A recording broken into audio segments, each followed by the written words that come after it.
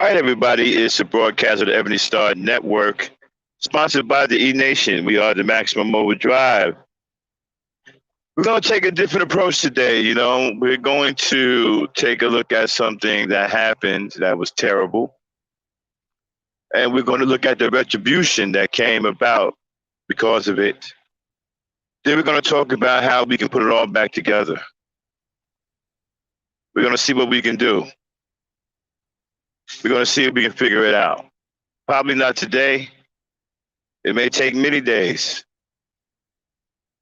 but you got to crawl before you can walk. It's the Overdrive 3G coming up right now. All right, Dane.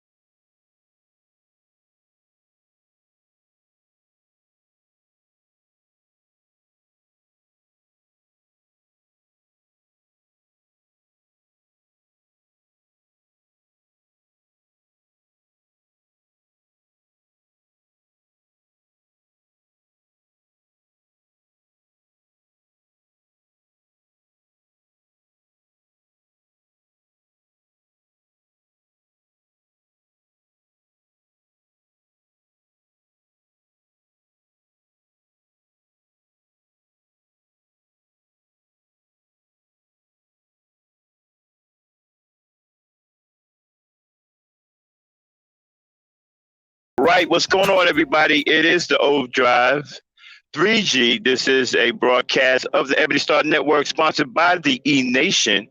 Shout out to the people in the chat, Mr. Hassan Burton, Phoenix Gene. Great to see you. Ain't seen you in a while. How you doing? Hope you're in good health. And we're going to be talking about health tonight on Ladies' Night. I'm talking about some real deal stuff, man. We're not playing around.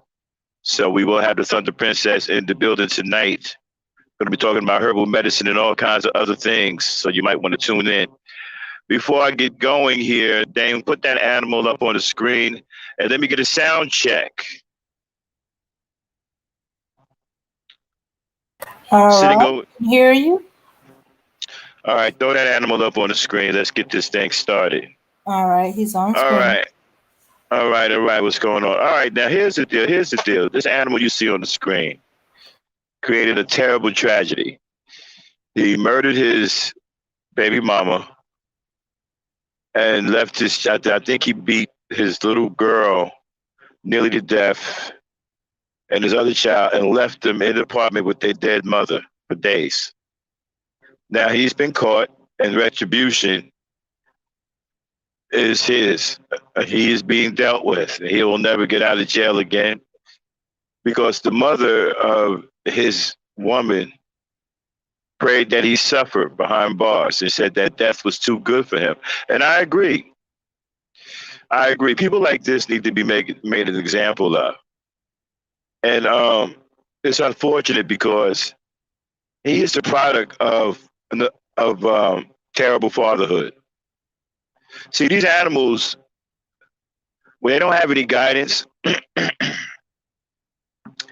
this is why it's so important for fathers to be in the home, to raise children, to raise their sons, especially their sons. Because when there's no fathers around, this is what they turn into. See, the mother cannot hold the aggression back that builds up in the boy over a period of time because she doesn't understand it. She doesn't quite understand where it's coming from. She doesn't know that testosterone builds up this kind of aggression. And boys, when they reach a certain age, it comes to a crescendo. And they're going to choose to go one way or the other. This is where the father comes in to make sure the boys got it in a proper direction. Whether he has to do it mentally, and the father, if he has to do it physically, the father is strong enough to force the boy physically in the right direction. The mother cannot do that.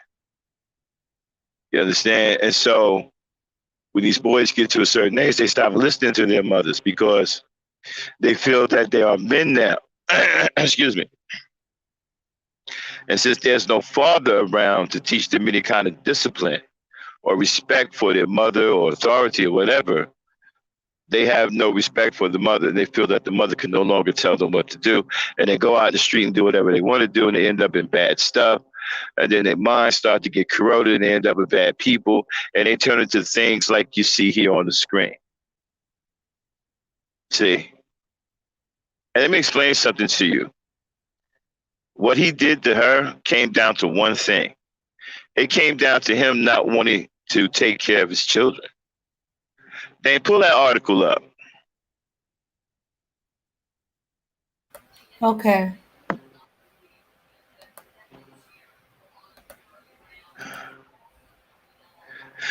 And the thing about this is that, right, this came down to him not wanting to take care of his children, not wanting the responsibility. This is a man that has a pump and dump mentality in a relationship that requires ultimate responsibility. What is he doing in that kind of relationship?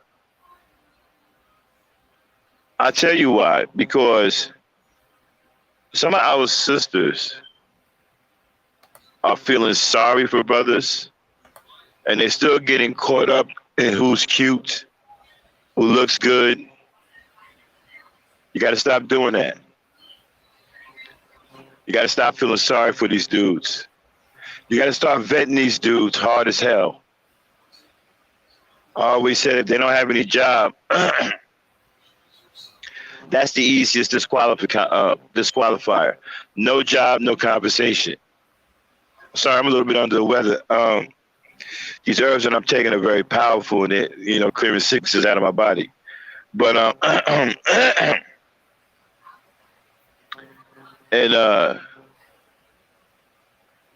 these boys, if you look at this dude's eyes, right? There's nothing but confusion behind his eyes. He has no idea what he's about. He's mentally ill. You can tell that he's mentally ill just by looking at him. Okay. So my thing is, sisters, when you run into guys like this, okay, you got to put the good look factor away. You got to put the feel sorry factor away because he's black and he got it hard. You got to put all that away. A relationship is serious business, and only strong, responsible men need to be in relationships with you. This is an immature, irresponsible man who just wanted to pump and dump and wanted to have nothing to do with his own children. When we get into this article real quick, you're going to see some very interesting things about this article that I'm going to point out. Then let me know when you got that article up. Okay. Before I do that, this channel may contain content not authorized for use by its owner. However, according to Section 107 of the Copyright Act of the United States, the use of copyrighted work for purposes such as criticism, comment, news reporting, teaching, scholarship, or research is not an infringement of copyright. Okay, go ahead. Fire off that article. Mm-hmm. Stop when I tell you to stop because there's some things I want to point out.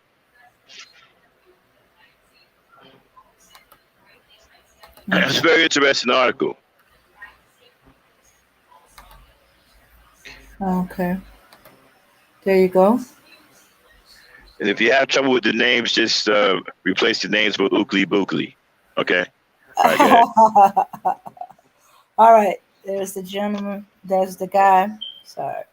The name is Andre Daniels. A distraught Arizona mom confronts the man who allegedly murdered her daughter. Distraught. Mm-hmm. A distraught Arizona mom confronted the woman who allegedly murdered her daughter and left her 3 young grandchildren alone in an apartment with the body for 5 days. Okay, now stop. Now let me ask you a question. Is that the behavior of a cold-blooded murderer? Or is that the behavior of a person that has no goddamn clue on why they're here, why they're alive, or what's going on, or anything? A normal person doesn't do anything like that. Even killers have sense. This dude has absolutely no damn sense. He has none. And the sad part about this is a lot of our young brothers are like this. They have no sense. They have nothing in their head that will register something that's connected to reality that makes sense. They do unusual, strange, and peculiar things. Weird things.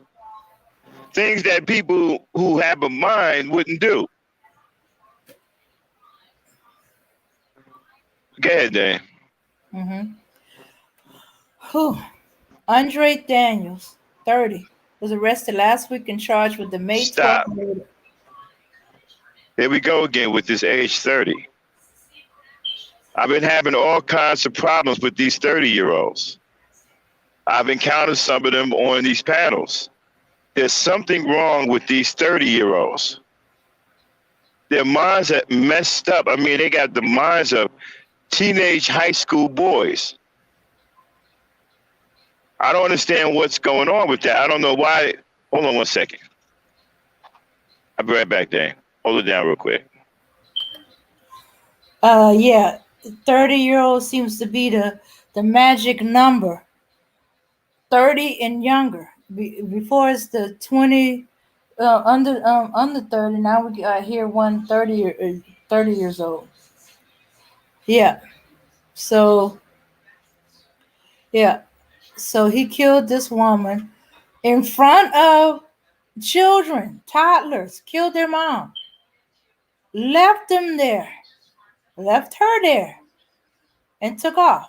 And for 5 days, they were with their mom's body. Uh huh. Yeah. The only reason why anybody knew anything was because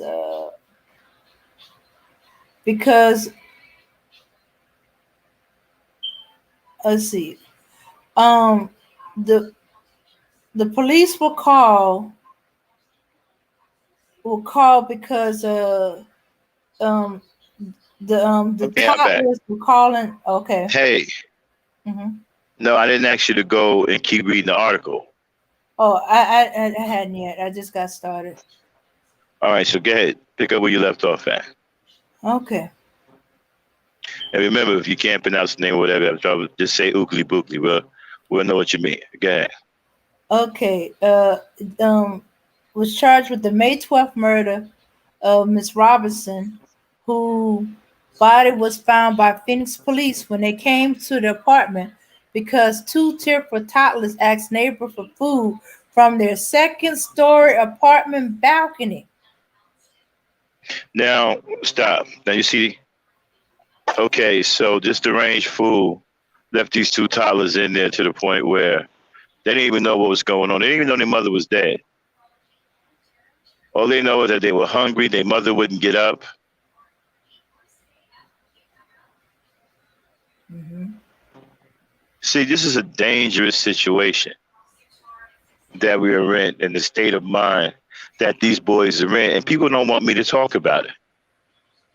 People don't want me to point this out.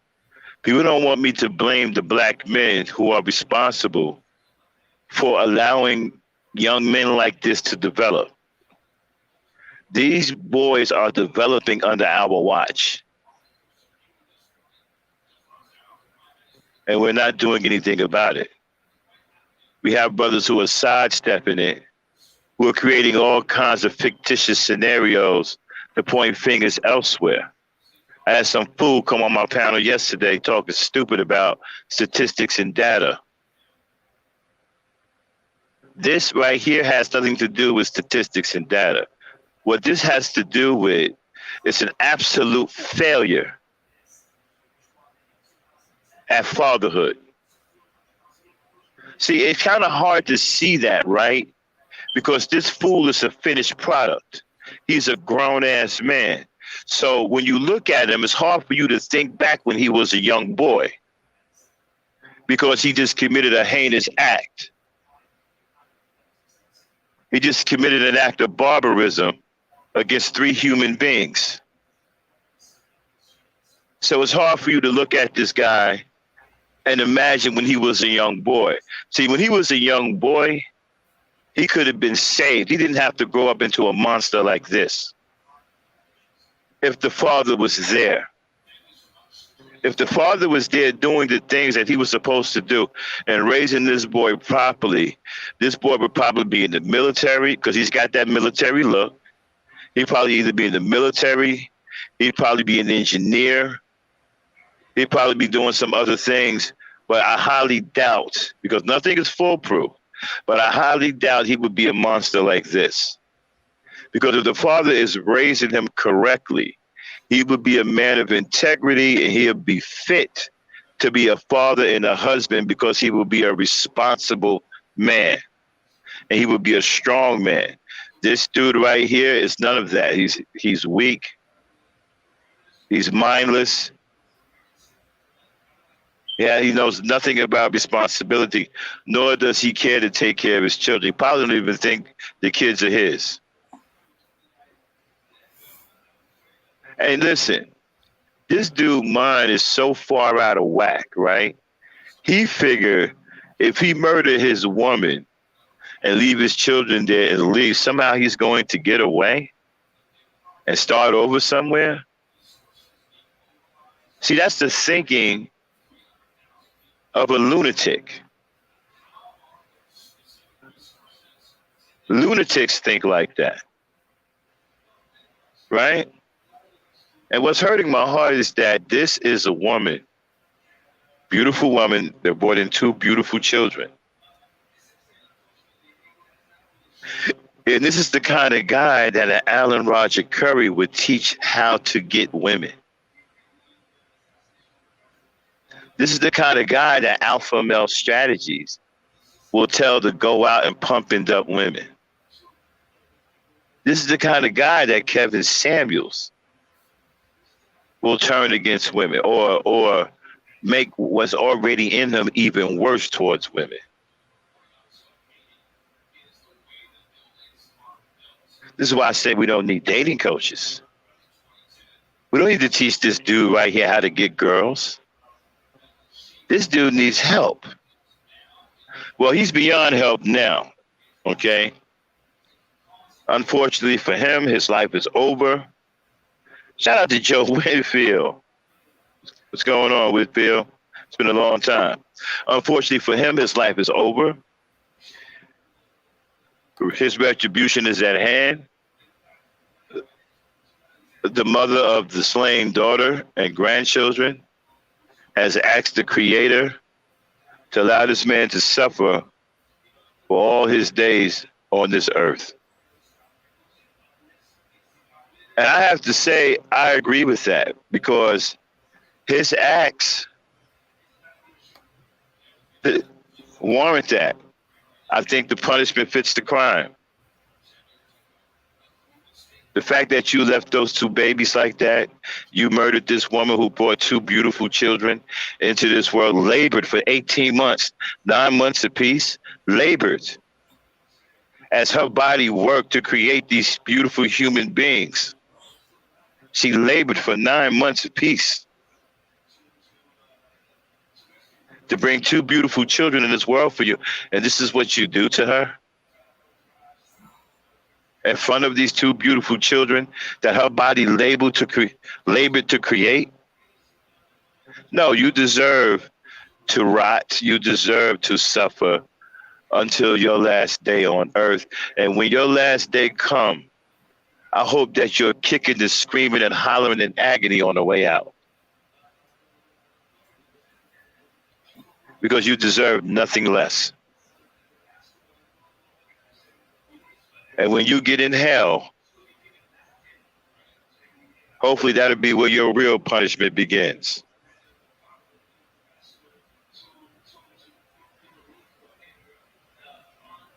Go ahead, Dave. Okay. All right. Robertson's 1-month-old baby was found next to her body with skull fractures and other injuries, the report said. Daniel was apparently the baby's father and had urged Robertson in text to get an abortion or put the newborn up for adoption before the killing. Okay, stop. This is what I wanted you guys to hear. We ain't even going to go any more after this. But I wanted you to see this was about him not wanting to be a father. This was about him not wanting the responsibility.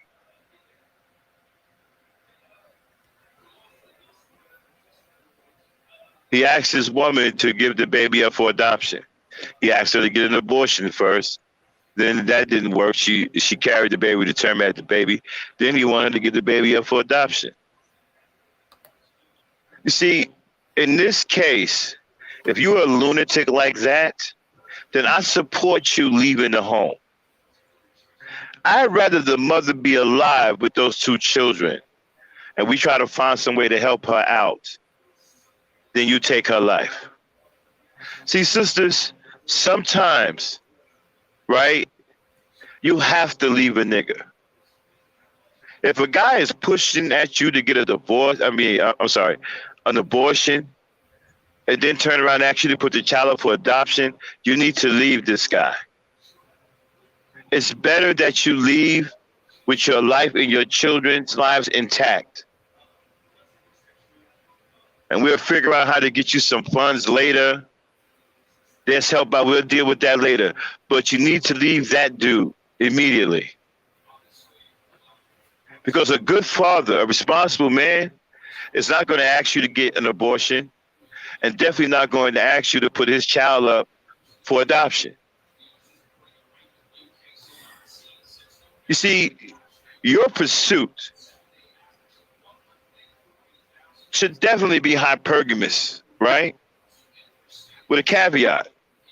You're looking for strong, mentally strong men because these are the only men that are fit for serious relationships. You just can't go out and get in a relationship with any dude because you think he looks cool, he looks good, he's got swag.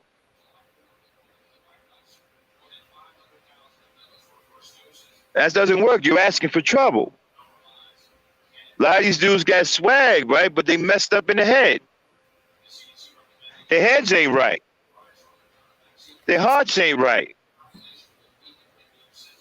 A lot of them are crazy.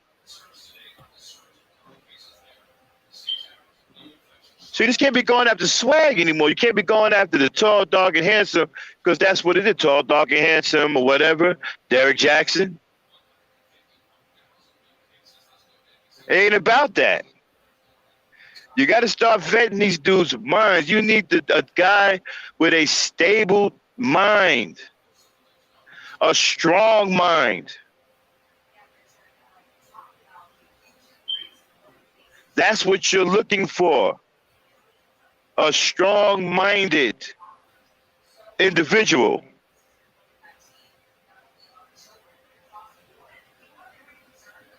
These are men who are fit to be husbands and fathers. These are great men of responsibility. And they ain't always tall, dark, and handsome. Sometimes they're short and pudgy. But you're going to have to make a decision. You're going to have to raise your maturity level when you're looking for a mate. Or you end up with animals like this.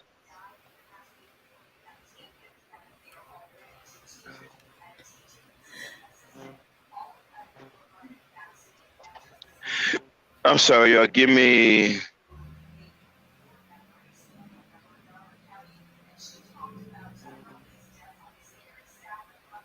Okay. Well, actually, she labored for 18 months. Both of those children were his. All right, y'all. Give me, damn, I need about 10 minutes. Okay, I'll be right back. Okay. Hold it down. All right. Okay. So Miss Robinson, mother. Okay, when she told the accused killer during a virtual court appearance on Friday that the death penalty would be too easy for him. I would like for you to live until God takes you, the mother said during a victim representative statement. I would like you to suffer behind those bars. You did all this and left all this for my young babies to see this, said her mother, whom the station didn't identify. And she laid there for who knows how many days, and the kids were there watching their mom. I hope you rot, just rot away, Robinson told Daniel. You stole that from us. You took her. Mm-hmm. Yep. We know how the mother felt. Mm. Yep. And when police was investigating, they found here. Um, let me see. When they were investigating, they found out that he had another woman who also had some kids for him. Yep. Mm-hmm.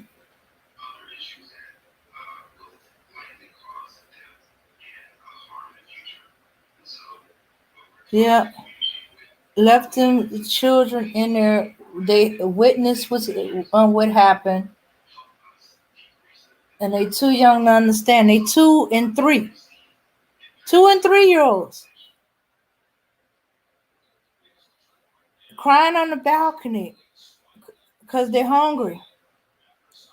The police couldn't even go in through the door. The door was locked. They had to go up to the balcony, climb in through the balcony, and then they had to walk into that. Her oldest child, who was 6 years old, was staying at the friend at the time. So her oldest didn't see what happened to his mother, but who knows um, what kind of trauma the toddlers went through. And then um, to see the 1 month old being killed.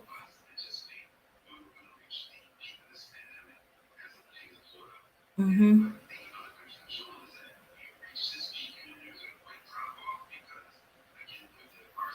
Okay, I'm back, y'all. Sorry about that. Can you hear me there? Yeah. Hey, truth is, JB Suit, Shout out Auntie. to shout out to everybody who just pulling up in the chat. Yeah, so we're talking about this monster right here and how they get created and how they get created. And see, we also can learn several things here, right?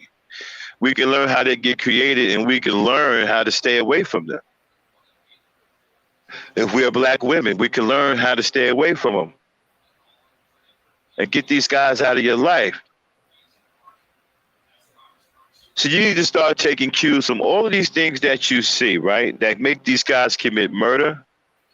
If they pop up in real life, you need to start sending bells off and start going in the opposite direction.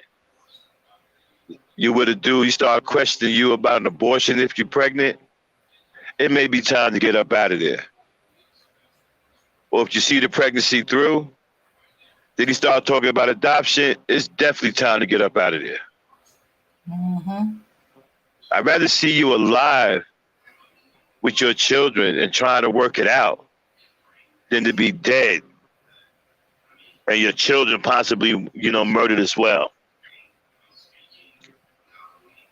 Because you got a weak dude in your life like this whose skull seems to be solid all the way through.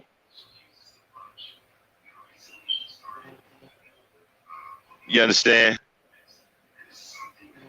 And you look at this dude's eyes, right? It looks like his skull is empty. All right, get this animal off the screen. Oh, damn.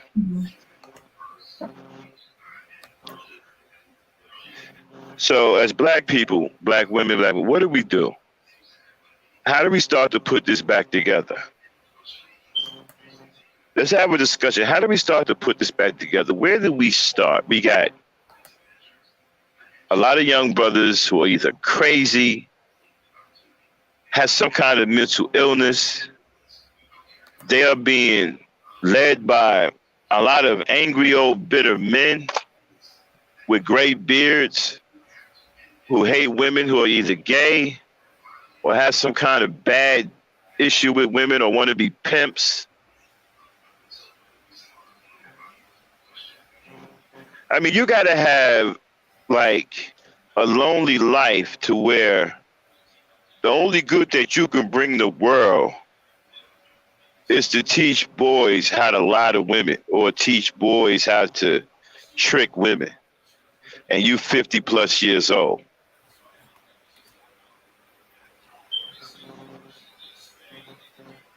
You understand what I'm saying? Mm-hmm. I mean, how do we put this back together? This is a mess. We're going to throw the link in the chat. We're going to talk about it. We need to find solutions on how we put this back together. Drop the link. We need to find solutions on how we're going to put all this back together. Should black men and black women be working together to try to put this back together?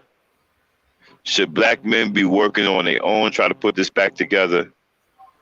You see, I lean towards the black men because it's the black men's fault that we're in this situation to begin with. Now, if somebody want to come up here and say otherwise and have an argument, otherwise, that's fine. We will be putting the link in the chat if it's not already in there. You can come on up and express yourself. But I lean towards the men, and I blame the men for everything. And if you're going to come up here and prove me wrong, you better have a legitimate argument. because it's going to be hard to get me off of that fucking mound of blaming black men for everything. Because it's your leadership that screwed everything up, and it's your non-leadership that's allowing everything to continue to go bad. And the fact that you won't step up and be any kind of father, any kind of leader, is even worse. So if there's a situation or scenario that somebody got in their mind that doesn't point at the black man, I would like to hear it. See, because the way I see this, now the only reason why I did this title, because I'm tired of people coming at me talking about, oh, Max, you one-sided, you one-sided. You know, you chasing people away and all this other stuff.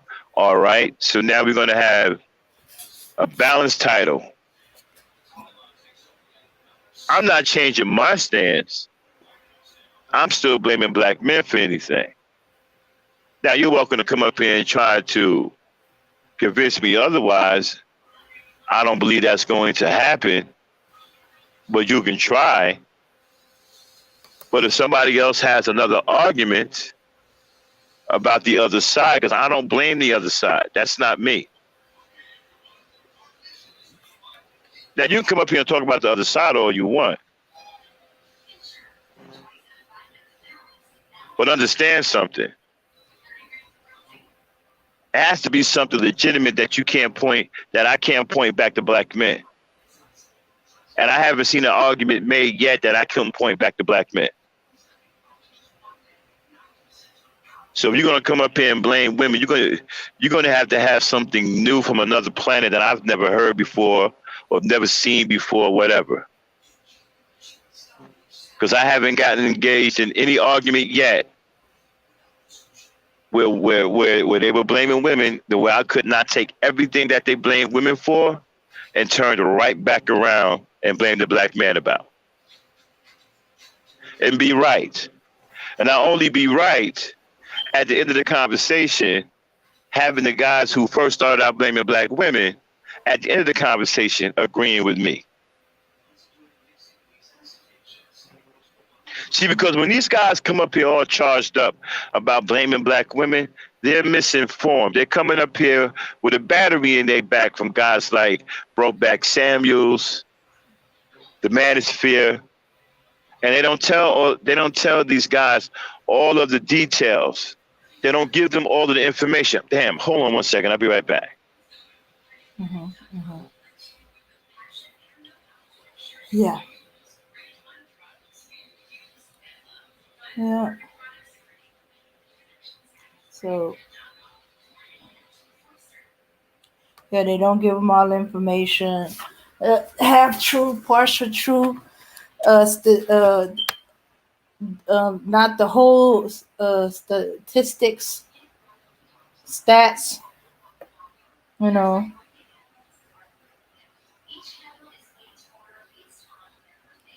Yeah. And they keep trying to point out, hey, they're the one raising them. Yeah, but they're not supposed to be raising them by themselves.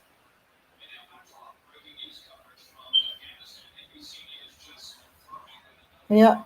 And so you create generation after generation of men and boys not being raised by men or their father, and it get worse each generation. Okay, what's going on in the chat? Somebody having a problem with a comment? Oh yeah, YouTube didn't put JB suit in, so we had to show it. Yeah, probably because he was mad about, yeah, this piece of shit in the picture killed his girlfriend in front of his two kids and left her body to be discovered 5 days later. Right. Well, YouTube had put a hold on it for review, and I guess he thought we had blocked it or something. No, they've been messing with us because we're shadow banned. They've been trying to mess with us. But anyway, Mm-hmm. and so people, if you come up here today, because I'm going to be on for at least till 4 o'clock because we got ladies' night to work for tonight. Oh, and shout out, we're going to be playing Crazy H tonight. We're going to be talking about herbal health with the Thunder Princess. She's going to be on tonight, and we're going to be kicking it with her about health and foods. She's a wealth of information. She can help y'all get your health together. So we're going to have a cool night tonight. Mm-hmm. Now, getting back to what I was saying, if you come up here with your arguments about blaming black women, I'm warning you now. If you come up here with a battery in your back, I'm just going to take it out. Because none of those batteries work against me. Because they've been put in your back by guys from the manosphere who don't know nothing about women, who are nothing but deadbeats and men who are irresponsible, immature men. If you're coming up here with the battery they put in your back, I'm going to change your battery. You're a joker. Okay, Arsenal God is up. Yeah, I gotta say, Black Knight, you're one of these guys that you're a joker. You're an absolute joke. Absolute joke. Okay, explain that to me. You will not hold them responsible no matter what they do. Yeah? Okay, give me something that they should be responsible for. Okay, I'm just giving you an example. Did you hear about Verfi Cuddy? I'll share that with you. Yeah? Who? Left her baby for 6 days to die. Yeah? Answer that. Okay, all right. Answer that. Okay. I love guys like you. You're funny. Okay, she could be suffering from postpartum depression. Oh, gee, an excuse. Yeah, no, she left her baby for 6 days to die. She's got 9.5 years. And in the UK, hang on a minute. Hey. We're going to have a discussion. We can have it. You're not going to come up here and yell and all that. I'm not yelling. I'm saying it's incredible. This is why the black community is where it is. And wait a minute. We're not going to overtalk each other. You're going to talk, I'm going to answer you, and then I'm going to talk, you're going to answer me. Okay. That's how it's going to go. Now, your question, I'm answering it. She could be suffering from postpartum depression. How old was the baby? The baby was, I put it in the chat, it's 20 months old. She could be suffering from postpartum depression that's been undiagnosed. Okay. Oh, and that's an absolute fact. This is a case that happened in the UK. And what do you explain for the woman who shot a friend dead? The woman who shot her friend dead. Brooklyn mum who killed Delia Johnson, who was shot by somebody who was actually looked after by the girl's mother. I'm not even aware of that.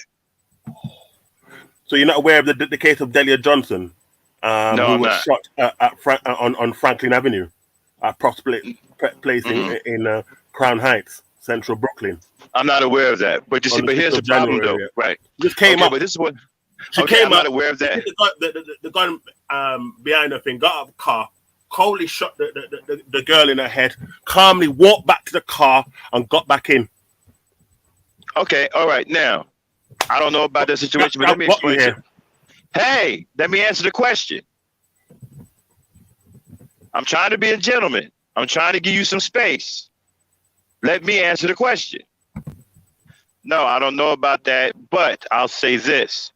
When you are a terrible leader and you allow your environment to become corrupted, once the environment is corrupted, it will breed people with despicable behavior because the environment is corrupt. The root is rotten. So a rotten tree will bear rotten fruit. So you give them no accountability, basically. No, I'm telling you where this comes from. A rotten tree. You give women no accountability. A rotten tree will bear rotten fruit.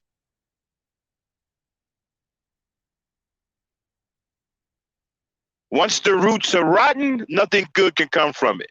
So when you allow your environment as a leader to become corrupted, it will breed people with bad behavior, mental issues, and so forth and whatever. That is a direct result of your terrible leadership. Not my terrible leadership. I can't take responsibility for what another grown adult does. Look, man, my patient. I'm not gonna play this game with you. You know what I'm talking about. Hold on one second, Dame. I'll be right back. Damn. I'll be right back, y'all. Hold it down.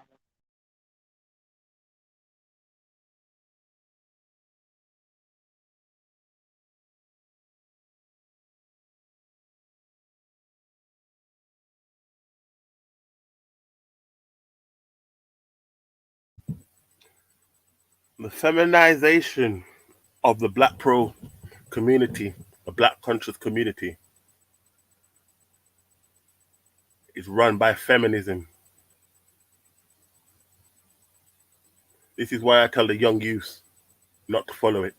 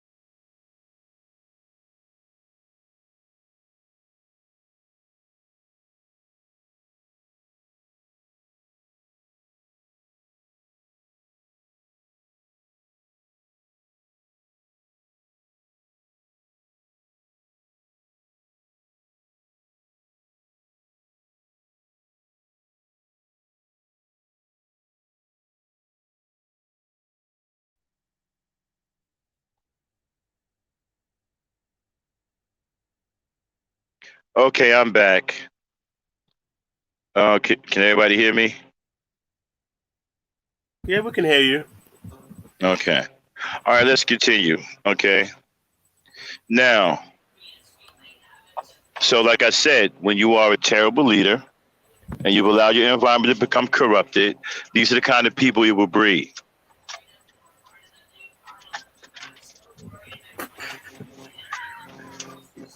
Any more questions?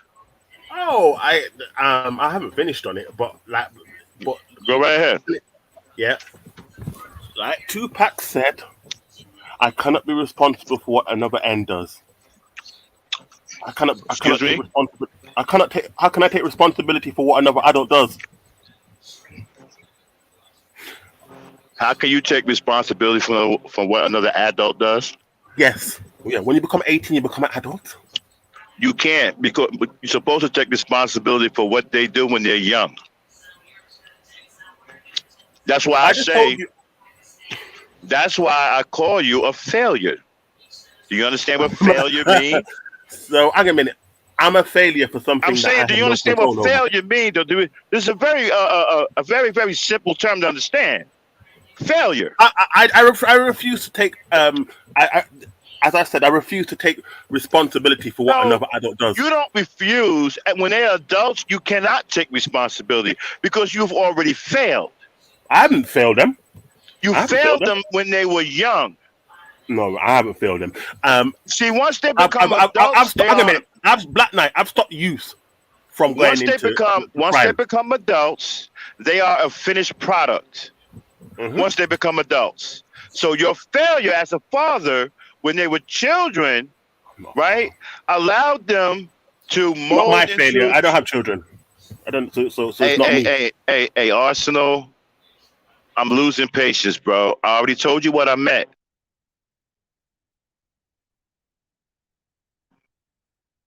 So, hang on a minute. You're forgetting something here. You're forgetting that the women rights. You're forgetting that women voted for women rights so that they can be free to vote and be free to go out there and work and be free to do. No. Hang on a minute. You can't dismiss that.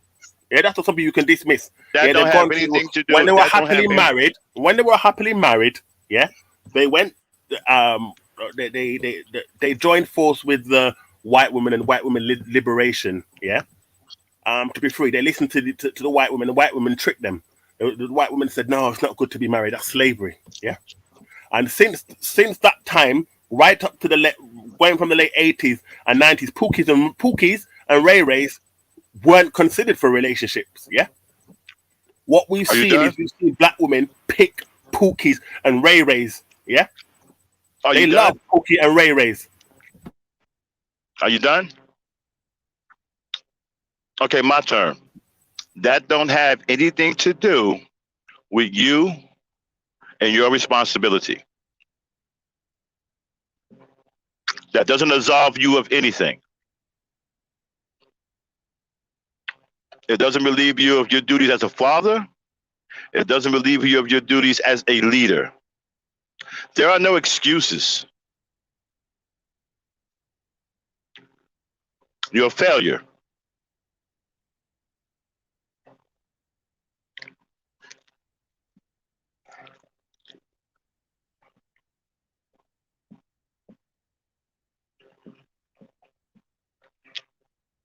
See, this is easy, man. These guys come up here with a battery in their back, and they just don't understand the responsibility of a man. You see, I'm going to say this. You know what? You know what the problem with the black race is? Yeah, right. You care too much about being right. Yeah, they don't. I mean, I care about winning, not being right. There's a difference between you and I. Well, you're not doing any of that. You're not winning. I'm winning. I can't control what another black man does. Yeah, you can't beat me. If he decides he wants to enter into drugs and do fuckery, that's his business. You're not winning against me. You can't beat me. No. Your argument is flimsy. Your pro-blacks is a failure. Yeah? Did you want me to go into it? Yeah. You're being led by women. Yeah. You pro-blacks are being led by women. First of all, your argument is. Yeah. I'm not a pro-black. First of all, your argument is flimsy at best. I mean, that's the best you can do. Women's rights and whatever. What else did you say? You gave me some corny scenario about a woman shooting somebody else. That's the best you can. You got to come harder than that, bro. You know who you're talking to? A case that you've not heard of. A case you've not heard of that you should have heard of. Happened on the 6th of August. It's funny how it happened to your side of the lake. They didn't tell you what you was dealing with before they sent you up here. You're going to have to come stronger than that. You're just not willing to listen. You're not willing to. I am willing to listen. No. Black Knight, you're one of these people that if a load of black women were killing you, a load of black men going boom, boom, boom, boom, boom, yeah, you'd still turn around there and not hold them accountable. Yeah, I see that. I've listened to you, and I can see you will not. You will do your best not to hold them accountable. Yeah, no matter what they do, it will somehow be the black man's fault. Okay, Arsenal guard, are you being white or black today? Hold on for 1 second. Hold on, Dame. I got this. Now, am I white or black? Hold on. Let me humor you for a second, okay? The only way I would blame black women for just start murdering people is if they came from an environment to where the men were good leaders, right? And they had the environment straight. If they came out of that environment, then you'd have a case. All right, then. What about Dr. Dre's daughter, yeah, whose father is very, very wealthy? She had money supporting her, and she still went to the media. And at that stage, 18 months ago, he stopped paying her money. And first of all, Dr. Dre is not a good father. Money don't make you. Hang on a minute. If you provide, no. Hang on a minute. Your job is to provide protection and food, and look after. He did that. Yeah, he might not have been actually there you go. But he's done everything else. Your point is non-existent and void. But then there you go. You see, you don't know what it takes to be a father. See. That's nonsense. This is what I mean. This is what I mean. Women complain. Women complain that that's a deadbeat and somebody who. Hey. And I told you about just running over. We can have the conversation. I'm not afraid of you. But all this running me over. Chill out with that. I'm trying to be nice. Go ahead. All right then.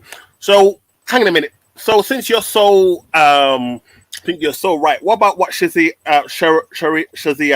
Ali has said?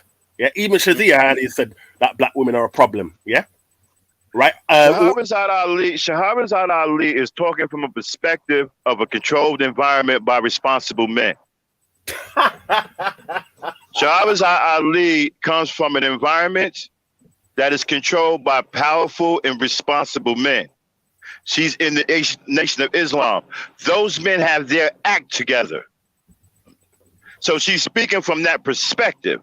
She's not speaking from the perspective of a Pookie and Ray Ray. Or no, but that's what black women love. That's what black women Manosphere. chase. As we've seen with Dr. The reason why I mentioned Dr. Dre's daughter, yeah, despite what her father is, she still chooses to have four children. You don't with know a that. Pookie and Ray Ray. Stop it. That's just you don't know that. You don't know what she's doing. You just read an article and you're gonna run up in here talking. Otherwise, she wouldn't need to be asking for money because the children's father would have the children rather than they be with friends, then wouldn't they? You don't know. You paying don't. the money. That's a right. personal issue. That's a personal issue that neither of us know anything about. And you sitting up here speculating isn't going to change the fact that black men. I thought you were supposed to come up here and try to convince me that black men aren't to blame. You haven't done anything. Because you're one of these unconvincible people. You're one of these unconvincible people. I can be convinced. Just like the pro-black. Yeah, just like the pro-black. You're feminized just like the pro-black. I tell you point. I can be convinced if you have a real argument. You haven't said anything yet. Everybody will tell you I'm a reasonable man. I will listen. But you haven't said anything yet. I haven't heard anything yet. The stuff you threw at me was corny. I mean it was weak. Not corny. It's not corny. Let's see. We see that the black women are quite frankly embarrassing. Look at the video with them twerking, jumping on a table, twerking next to a black man. Yeah, you can't say anything because they don't listen to you. Yeah. Well. So black women have got to the point. Okay. Hang on a minute. Let me finish my point. Black women were warned. Yeah. Have you seen Diary of a Tired Black Man? Yeah, they were warned many years ago. Go by Shahrazad Ali too. Yeah. Okay, but wait a minute. Let's go back to the twerking. You said black women are twerking. Yeah, on the table, jumping on the table and twerking and whining. Yeah. Okay. Like savages. Today, as in 2021, there are more black male twerkers than females. You got more men twerking now than you have black women. What? No. I'm talking seriously. You're talking. I'm talking about going on tables and twerking. You have. They're on tables. They're on top of cars. They're on trucks. They're all in the street. You're talking Pookie and Ray Rays. I don't deal with Pookie and Ray Ray. You're talking Pookie and Ray Rays. Pookie and Ray Ray don't twerk. How come Pookie and Ray Ray does? Who the hell is this Pookie and Ray Ray?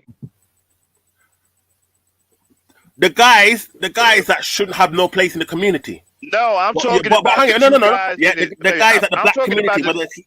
I'm talking about the two Pookie. I'm talking about the Pookie and Ray Ray you guys are talking about. Because apparently the Pookie and Ray Ray you guys are talking about, these some bad motherfuckers. They done got 20 million women pregnant. Okay? Now they twerking. They doing all this stuff. Who's sleeping with them? Who's sleeping with them? Well, according to you, got 33 forms of prevention for women. You got 33 forms of prevention. Yeah. According to you, 2 guys are getting 20-some million women pregnant. Who are these niggas? Where are they at? Y'all keep talking about them. Where are they?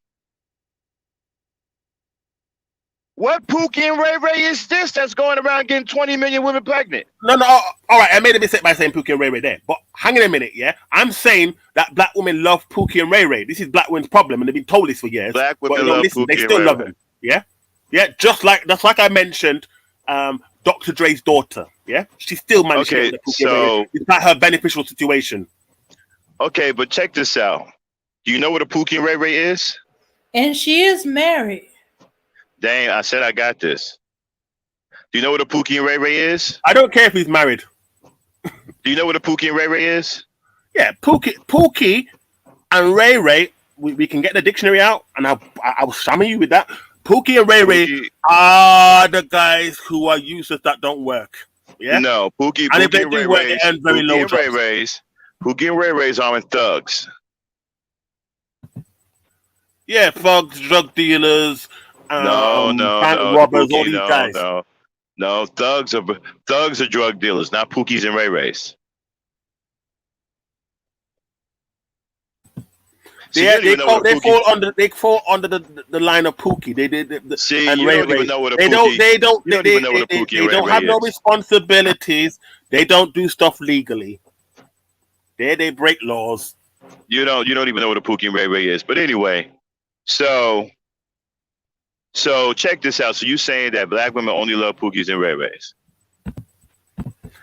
I didn't say all. I said most of them do. Most of them do. So I'm saying most black women. Also, yes. All right, but yes, you see, they love that. They love them. But you can't. They love them by the gallon. You can't sit up here and say most of anything. I mean, that's a large number. And I just did. Okay, well, put a number on it. I can put a number of at least 80%. Okay. 80% of 20 million? I said 80% of black women, 80 to 90%. Yeah, there's about 23 million black women in this country. 80%? Yes. Even when they're grown, in maybe middle class, they still have this thing for the Pookie. Now, let's just say we believe that for a second, and we don't. Because we all think that you're foolish for even trying to. I don't even know how you even call yourself even saying anything like that. But anyway, let's just say we believe that for a second. And we don't. But let's just human for a minute. What you believe. 20, yes, you do. Because if you didn't, you wouldn't be up here trying to convince me otherwise. So don't tell that lie. You said if we did believe it, and I said to you, I don't care whether you believe it or not. So if we believed it, let's just say no, we don't believe it. It ain't about whether you care or not. We don't believe it. So let's just say we did for a second. All right. That's only a feeling. That's it. Like it's just a feeling. Just because they like Pookies and Ray Rays don't mean that they're actually dating Pookies and Ray Rays. They are. You see, women. No. Women like a lot of guys. No, basically, the game is women like a lot of guys that they don't date. I can prove that to you right now with the women in this chat. I can ask a simple question, ladies. How many men in your life that you like but never dated? Give me a number. Dan, you can jump in there too.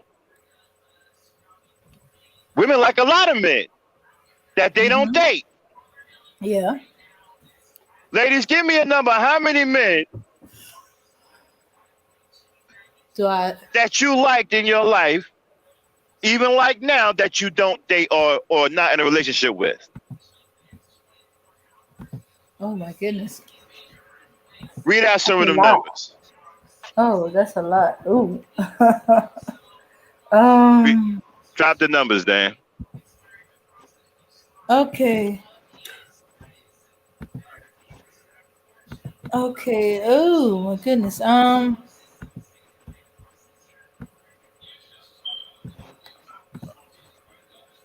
Okay. As for me, okay, there's about 20 or 30 guys that I like that I'm not in a relationship with. I don't date them or anything, and they're not related to me. Okay, the chat, please. Okay. Read off some numbers. Okay. Okay, they ain't started talking yet. That's truth is. Okay. Okay, so let me know when the ladies start throwing numbers in the chat. Mm-hmm. In the meantime, interesting fact about Dr. Dre's daughter. He left her mom when she was 5 years old. Now, we're not going to get into that because he's going to try to use that to escape by. Anyway, so let's stay on this Pookie and Ray Ray thing. You say that most black women like Pookies and Ray Rays. Well, black women like a lot of different men, but it don't mean that they're in a relationship with them. So even if we believe that they like Pookies and Ray Rays, right? It doesn't mean that they are in relationships with these Pookies and Ray Rays. Why? So what? Yeah. What? So why is it that these Pookies have so much women? Right? Back, like I said, okay, I can answer that too. Before the 60s, when we were happily married, yeah. What do you mean? Hang on a minute. Let me finish my point. You don't know anything about the 60s. Go ahead. Yes, when black people were happily married, yeah, Pookies didn't have anything. They were looked upon like trash. Now we see going late 80s, certainly 90s. I discussed this with my brother the other day actually, who is, you could call him a Pookie, and he agreed with me. From then onwards, yeah, Pookies have been popular. Yeah, Pookies are even getting married black women at that. Yeah, and this is which tells you the problem in our community. Yeah, I know black women, yeah, who work in high position, but they're with a Pookie. How do you know a black woman that works in high position? I know one that. You don't sound like a guy that a black woman would want to be seen with. A lawyer. She's with a Pookie. I'm just saying you don't sound like a guy that a black woman would want to be seen with. Yeah. Huh? You don't sound like a guy a black woman would want to be seen with. I don't understand. How do you know? No. Sound like yeah. Well, listen. Facts don't care about your feelings, Black Knight. Let me put that down. Yeah. The stats back. Yeah, but. Yeah, we don't have any don't facts care about your feelings. But we don't have any facts that you know black women in high positions, which I'm suspecting that you don't.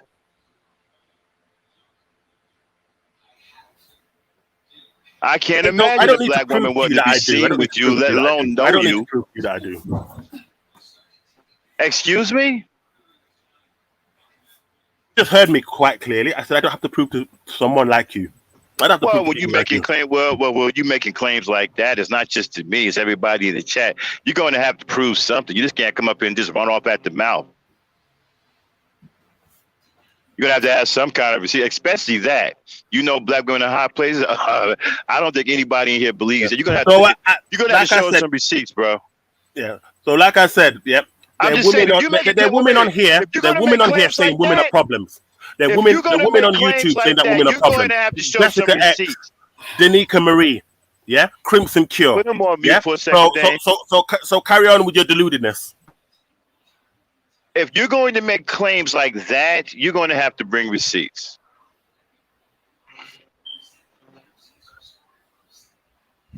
Now, you can't come in here with this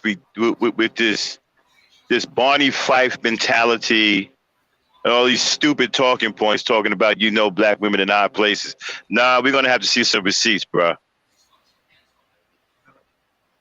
Because I don't believe for 1 minute any of us in here believe that you even know a black woman, much less in a lower position than a high one. I don't care if you believe. Yeah, me. But you see, you can't say stuff like that, man. I don't sleep with anybody in here, so I don't give too much. Thank God you don't sleep with anybody in here. I mean, don't do us any favors. But anyway, is this all you got? Because you haven't done anything. You haven't been able to move the needle.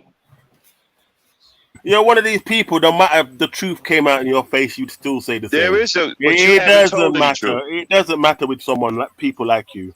You're one of these people that you only have a certain viewpoints, and that's just it. Like I said before, it doesn't matter what they do and what they designate. For some reason, it will be the black man's fault. Yeah, I just told you about Verfi Kudi. That explains everything. Yeah, right. This was already. This. Yeah. Read the case on Verfi Kudi. Yeah, the girl that left her 6-year-old and went to London to party. Yeah. I live in Birmingham, and this girl lives. This girl lived in Birmingham. Yeah, I don't know what's going on. She went away for 6 days and left her child. Yeah, wow. And you managed to come up with an excuse for her. Yeah. Well, you live in the UK. Your consciousness holds All right. you hold no shame. You hold no live shame. You hold no shame. You live in the UK. You do. Yeah, you don't defend you don't defend your men, and this is the problem. Why? Yeah, this is the problem why we are where we are. Yeah, but yeah, what makes me laugh about you pro-blacks is you're led by women. Yeah. Okay, so you're a joke. I don't defend my. You're led by women. When did pro-blacks back in the day weren't led by women? Yeah, yeah. You've allowed black feminism to take you over, right? Right. You hold them. You give them no responsibility. You give them no accountability. Yeah. They make decisions, and when it goes wrong, they say, "Where are the men?" Okay.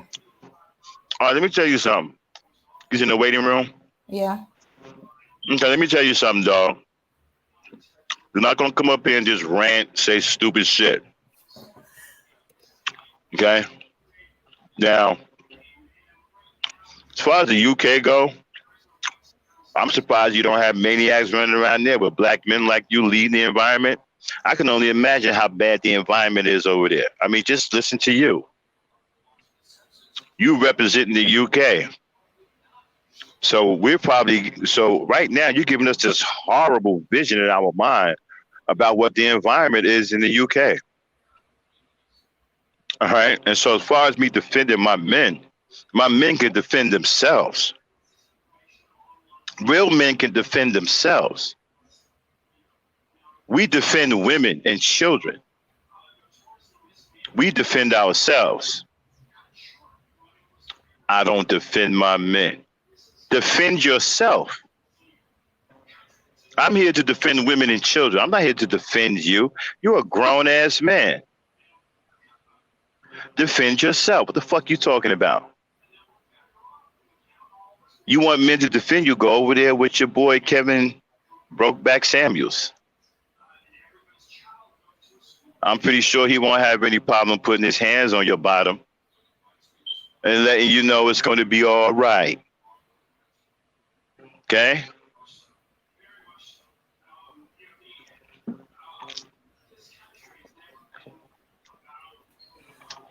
Okay.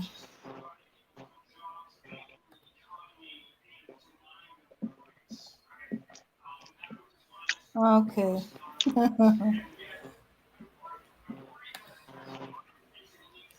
All right. So.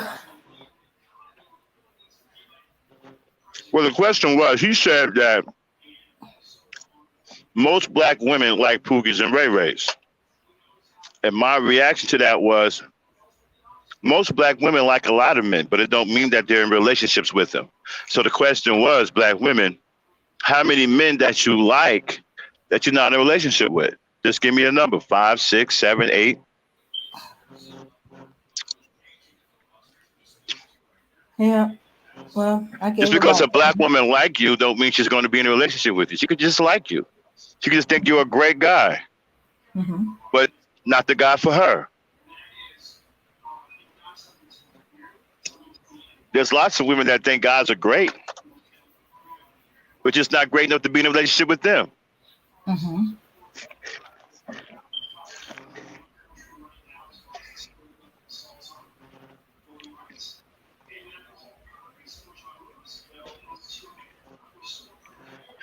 No, it's Brokeback Samuels and the Sweet Boys. All right. Let me get a little bit more entertaining. Let's just fool back up. Okay. All right, there he goes. Right, I'm going to give solutions. We need to sell. I need to go anyway. I'm not going to go into this with you. We need to separate. We black men and black women need to separate. And it's happening. Nope, wrong answer. Revolution is happening. There's nothing you can do about it. Wrong answer. Yeah. Anything else? We need to. You can't get someone to do something that they don't want to do, or force. We live in a civilized society. Now I agree that black women need to separate from men like you. No, nonsense. Nonsense. Yes. We just leave you. I keep away from you pro-blacks, and I watch you fail. Yes. I laugh at you like the rest of black women need to separate from men like you. Why you led why you're led into failure. Look, being keep enjoying being led into failure doesn't help your argument. And keep believing that the white man is on. Okay, dude. Being loud and being emotional is not going to help your argument. Again, you haven't done anything to move the needle. You haven't convinced me of anything. And I'm a reasonable man. Everybody will tell you I'm a reasonable man. I will listen. But you've given me nothing to listen to. You came up here with these weak, examples. They fell by the wayside. Now you're running on some fucking manosphere tirade, which we're not going to allow up here. We don't want to mess up our panel. And as far as separate, I agree to a certain extent. Black women need to separate themselves away from men like you. I mean, they need to get far away from men like you. All right, kick him out of here, Dad. He already dropped himself off. Okay, good. All right, good. Okay. So he's going to take one teenage mother in the UK. If he gets cute in the chat, smack him around. He's not that brave. He's not that brave. Too many supermods in the chat. Mm-hmm. Yeah. I mean, that's the best y'all got. This fuddy-duddy. Mm-hmm. Y'all gonna have to do better than that, Manosphere or Sissy Bims. You're gonna have to do something better than that. That's nothing. Mm-hmm. Yeah. And then he's gonna use Dr. Dre's daughter, who he left her and her mother when she was 5.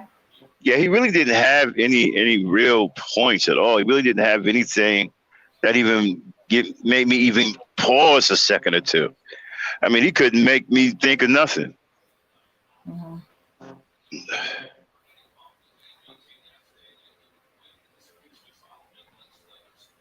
No, well, he's partially right. Black women need to separate themselves from derelicts like him and guys who think like him, because guys like him are anti-black. So yeah, black women need to separate themselves from goof-offs like that. And man, I could imagine how bad the UK is. That the kind of shit they putting out? Jeepers creepers. It must be hell on earth over there. I mean, what the hell is going on in the UK? Jeepers, man.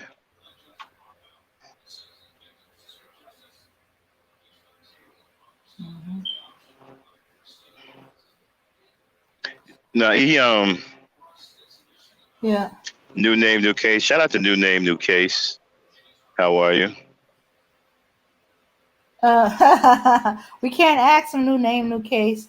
He dropped off. He might be in the clouds reading your chat. Ask him who's getting the white women in the black man relationship. Yeah, he don't have any wrench, so he come back in here showing his ass, Take care of him, Truth.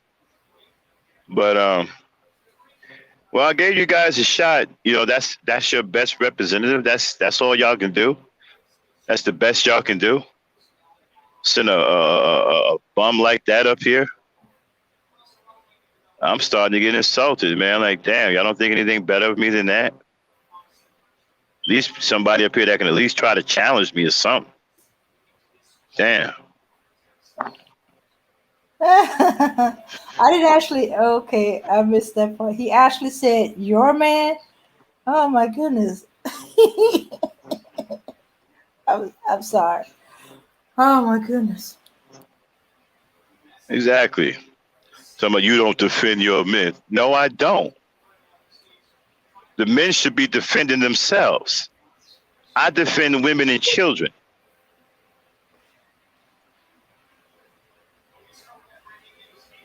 And that's what men are supposed to do. Yeah. Men battle each other to strengthen themselves, sharpening themselves. That's why there's the phrase "iron sharpen iron."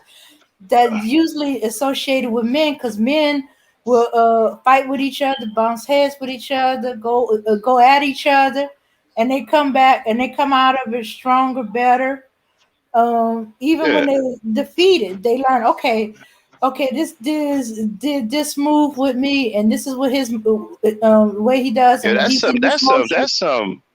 that's some gay stuff, right? You don't defend your men. You don't defend your men. You don't defend your men. Only time I know men to defend men is in the military, and they're going against the enemy. Man, what is going? Yo, man, you don't defend your men. No, I don't. You bumble, bounce him up. I mean, what? Wow, man, these dudes. Wow.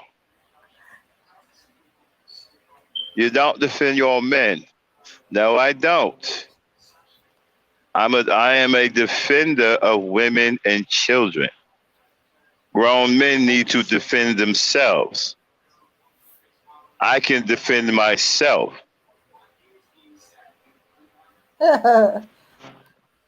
Yeah, I think they think you got the Arsenal's accent down pat. You don't defend your men. What? Kind of gay shit is? I mean, man, these dudes are gay, man. Yeah. Now, if I get into something where I get overwhelmed, I call my boys for some backup, and we roll together. If you're calling that defense, we do that when we're fighting against groups, and it's an unfair advantage, and then we call for backup to even the odds. But as far as defending other men, I don't do that. Like if I got into a fight with a man and my boys would say they're not going to jump in unless dude pull out a gun or somebody else try to jump in. Other than that, they're going to let me defend myself. And if dude whoop my ass, dude just whoop my ass. They ain't going to stop the fight. They're going to make sure I don't get killed, but they ain't going to stop me from getting my ass whooped. I got to defend myself. My friends ain't there to fight my battles. They there to make sure shit don't get out of hand. But I got to fight the battle on my own. Uh-oh, he's back. But put him up. I'm down for the entertainment today. I ain't got nothing else to do, and I'm feeling great. Yeah, so you're misunderstanding my point. I wasn't talking about physical, number one. Yeah, I love how the fact I'm not talking.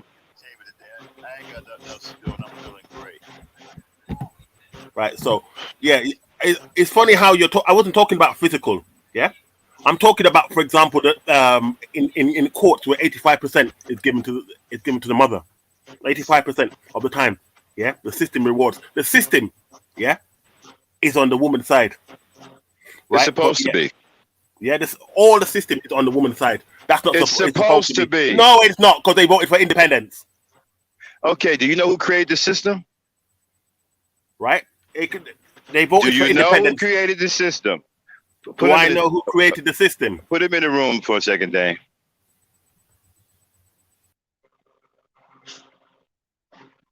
Do you know who created the system? Your fight isn't with black women. If you're mad at the system, you need to be mad at men, because the men created the system to favor mothers.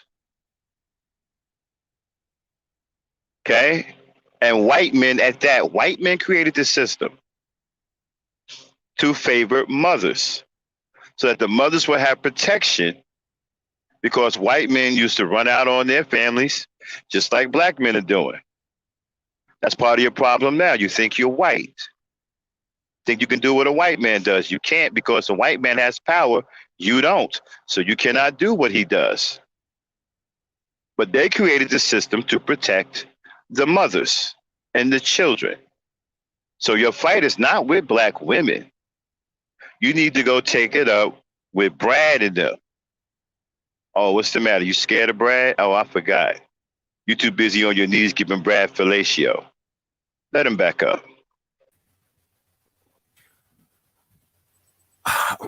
You keep talking physical. Now, So, for example, in the UK here, a woman can take a man's house if she's been living there for 6 months, and she knows that you own that property. She can take that property off you. All she has to claim is that she has no friends. Okay, well, go. That's very fair, isn't it?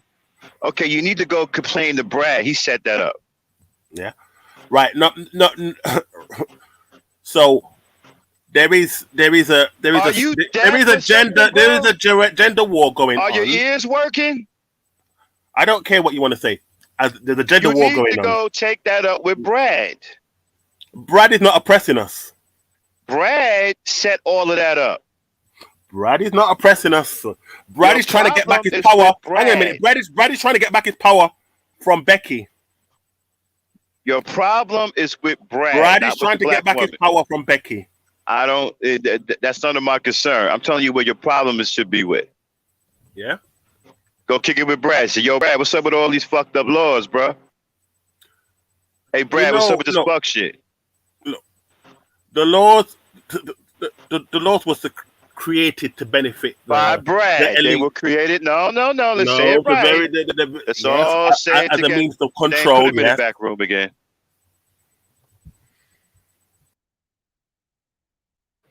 Yeah, I'm gonna keep treating you like you're in kindergarten until you start acting mature. Let's say it all together now. The laws were created by Brad. So all your problems, all your concerns need to be directed to Brad.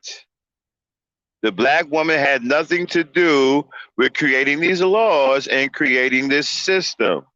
Your issue is with Brad, not the black woman. All right, let's say it one more time now. Your issue is with Brad.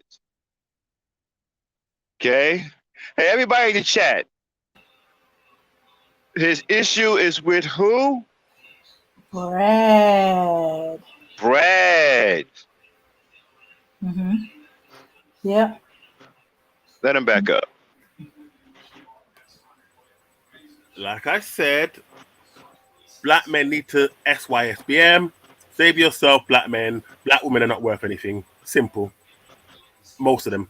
Yeah. Well, most of you. Brad and overweight. Damn. Okay. Overweight. 80% of you are overweight. Yeah. And of those numbers, 80% of you are obese. Yeah. And a lot of you have 1 in 5 of you. Yeah. Get him off here. Kick him off. Yeah. Are on meds. Kick him off, Dan. All right. Yeah. All right, you just lost your panel privileges. Okay? You don't get to come in here and disrespect black women. All right? Yeah. I don't mind you coming and jousting with me, but you don't come in here and disrespect black women. We have a 0 tolerance. Okay? Now, you don't get to come back on this panel. And if you show up in the room, truth is going to have some words with you. Okay? All right, everybody. He's just lost his privileges in this room. We don't tolerate any disrespect towards black women. We have a 0 tolerance. Yeah. And for you future guys who want to come up here and joust with me, keep it with me. And you'll survive. Because I don't mind going back and forth with you because you can't beat me anyway. You're just entertainment for me because I'm bored. I don't have nothing else to do for about another 4 hours. So he's just keeping me entertained. But the moment you come off of me and say something crazy about black women, you're done. And you piss me off too because now I got to kick you out because you don't broke the rules. And now I'm mad because I don't have any entertainment. So I'm pissed off too. You done fucked me over too. Now I'm mad. I was having fun with you because you was providing me entertainment because I'm bored. But then you had to go and break the rules in here, which we have an absolute zero tolerance. And we will uphold that law in here. And I'm telling you guys who are in the class listening, when you come up here and you come at me, keep it about me. Keep your attacks focused on me. Do not say anything about black women that's disrespectful, or you're going to get smoked. We have a zero tolerance. And then you're going to turn around and piss me off because you're ruining my entertainment.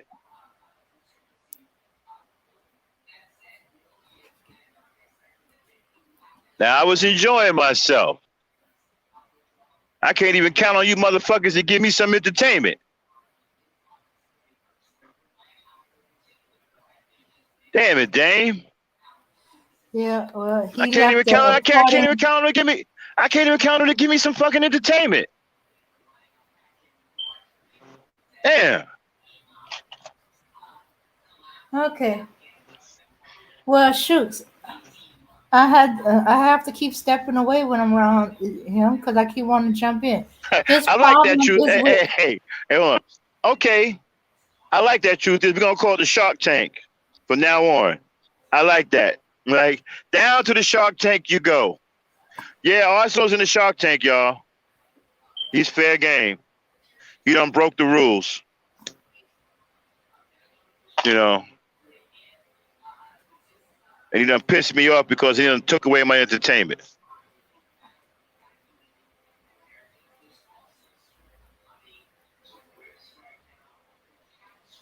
Okay. I don't know why he keeps wanting to blame black women. His arguments with Brad and Becky in the UK. What I want you sisters to stop doing, I want y'all to stop getting triggered by these lowlife. This dude's a lowlife. Okay? What he says means absolutely nothing. It carries no weight.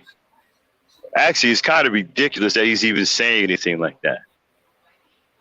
All right? I mean, does this man sound like he can get a woman?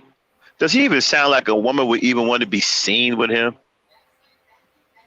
I think that's the problem. Exactly.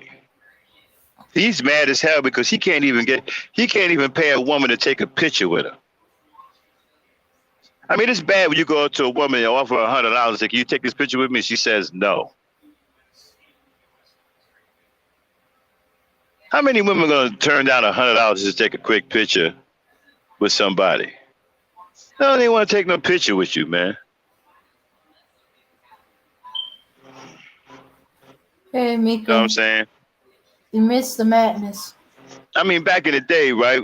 We'd be on the beach. We took pictures with sisters all the time. You know what I'm saying?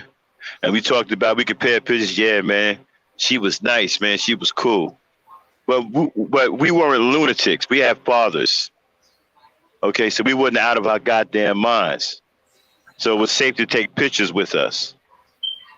Okay, and so, like I said, this dude is mad as hell because he can't even get a woman that even wants to be seen with him. All right? So, when a guy like that insults you, you should just laugh because it's funny. Because his insults comes from his personal frustration. He's mad at you because you don't want to be with him. He's mad at you because you think it's an embarrassment to be seen with a guy like him. So when guys like that insult you, just laugh. Laugh. That's why I was stopping you, Dan. Don't even give that dude any time of day. Laugh. He's a joke. And I'm mad because he was providing me good entertainment. I hate it when, Nah, he pissed me off. Well, you see, bro, speak, I'm mad because he was providing me entertainment. I was really enjoying myself with him, having some fun. And then he had to go and break the rules, man. Dudes, I cannot do nothing about the rules. They are what they are. I tell you guys, this is a pro-black woman space. The black woman is queen here. The rules are what they are. We tolerate no disrespect. It's a zero tolerance. I don't mind. You can come up here and argue with me all day long. I'm cool with it. I ain't got no problem with it. But keep it about me. Leave the women alone. I don't have no problem with you guys, man. I enjoy the entertainment. Now I'm mad because I don't have any more entertainment. No. He didn't use the B word, bro speak. He used the F word.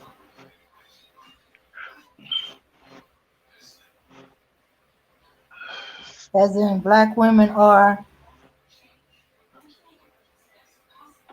80% of us are. I don't know how you got 80%. Those statistics aren't true, and those statistics are downright disrespectful. And I'm sick and tired of debunking these statistics. And I'm sick and tired of guys coming up here with this BS. Y'all need to get a new argument. Yeah. You need to get a new argument.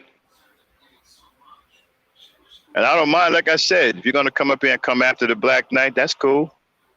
I ain't got no problem with that. Just leave the black women out of it. It's all entertainment for me. And I'm pissed because I was having fun with him too, dang. Yeah. Except for when he was running over you. Kept having me put him backstage. No, that's fine. You keep putting it back. You want to act like a kid in the garden. We're going to. That's another thing. If you come up here and act like a kid, we're going to treat you like a kid. We're going to put you in timeout. We're going to put a dunce hat over your head. We're going to make you go down to the waiting room and give you the potty mouth, the pouty mouth. You want to behave like a kid, we're going to treat you like a kid. If you want to be an adult, we'll treat you like an adult. But I'm not going to sit up here and argue with you and try to talk over you 15 and 16 and 20 times. You're too grown for that. So if you want to act childish, that's what we're going to start doing. We're going to start treating you like a kid. Until you get it in your mind that this is an adult stage, you need to behave like an adult. Okay? All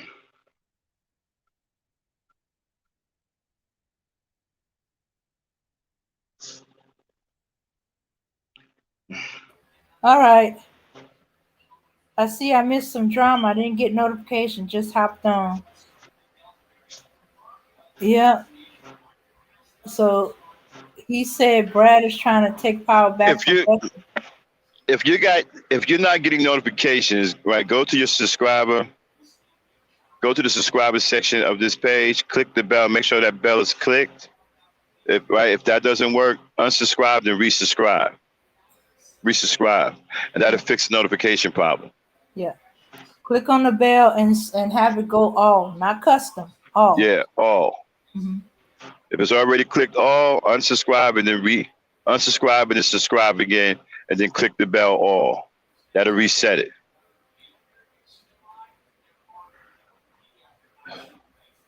But yeah, so he said the Brad is trying to get power back from Becky. Yeah. That ain't none of that ain't none of my business. Yeah. And then he said, Brad made up most of the Congress and Parliament who created the laws. He's the one that's make the business that caters to Becky. See, you brothers out there who, with these arguments, your arguments have no base. Your premise is wrong, okay? You're going after the black woman for things she did not do. She did not create these laws. These laws are in her favor. They were created by men. The men purposely put these laws in the favor of the mother because it was all about white women. Because white men would die at war, and the woman would be left alone with the family, had to fend for herself. So they created all of this for the white woman. And now it's benefiting all women in the country. So this has nothing to do with the black woman. So your fight is not with her. You got a problem with the laws. You don't like the way these laws are. You need to go to the courts. You need to get to the legislator. You need to get up in Brad's face. Brad did all this shit. I understand you are afraid of him, but the black woman can't. But the black woman can't do nothing for you. She didn't create these laws. It's none of her concern. And so you're saying that the black woman should go change these laws? No, she should not. She don't have nothing to do with this. This is not her thing. Just because she's benefited from it, all women are benefiting from it in this country. Are you asking Becky to go up and change these laws? If you're not asking Becky or all the other women in this country who benefit from this law to change it, then don't ask the black woman.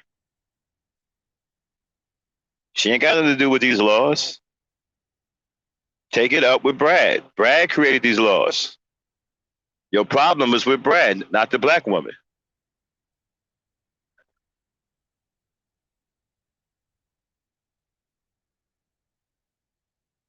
Exactly. They were bigger deadbeat dads than black men were.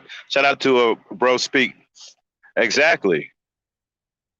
That's why they created these laws, to protect the mother and the children. So if you got an issue with the court system and the laws, you need to go talk to Brad, not the black woman. I understand you're afraid of Brad and all, but if you're going to get these laws changed, that's where you need to go. You're going to have to get your master to change these laws. I don't know, maybe you can lick a couple of more boots a day, or, you know, maybe you can give him fellatio 4 times a week instead of 3 times a week. You're going to have to get creative to convince Brad to take care of to change these laws. You understand? Leave the black woman alone. She has nothing to do with this. You're blaming the wrong person. Your fight is not with her. Your fight is with Brad. Now go man up or go boy up or pony up or gay up, whatever you want to do. However you need to get your courage together to face Brad, that's what you got to go do. Okay, because the black woman is not your problem. Matter of fact, stop bringing that argument to her, because she ain't got nothing to do with that. That's a non-starter for her. She had nothing to do with that.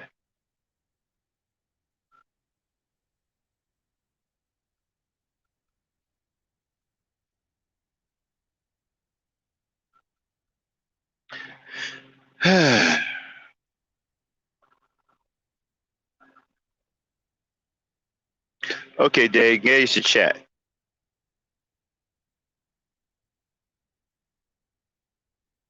All right, I'm fighting with relatives here. Okay. So how's it going? No, I'm just sitting up here telling them these fools where they fight need to be. Yeah. Your fight isn't with the black woman, son. You're blaming the wrong person. Yeah. Yeah, black women didn't ask for these laws. White women did. They keep bringing up feminism. What does feminism have to do with taking care of your response? Let's have this conversation about feminism. You guys keep bringing up feminism like feminism really stopped the black man from doing something. No. I grew up in those times. Feminism was around. I never saw my father miss a beat. Mm-hmm. Or the black men that was in my community, they never missed a beat. Feminism didn't do nothing for them. So I don't understand how, first of all, you niggas don't even face feminism. So what are y'all even talking about?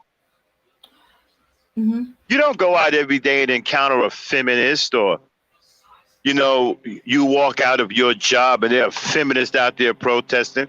You guys don't go through that. Many of you probably have never even been confronted by a real feminist. We have a couple of feminists that come on this panel.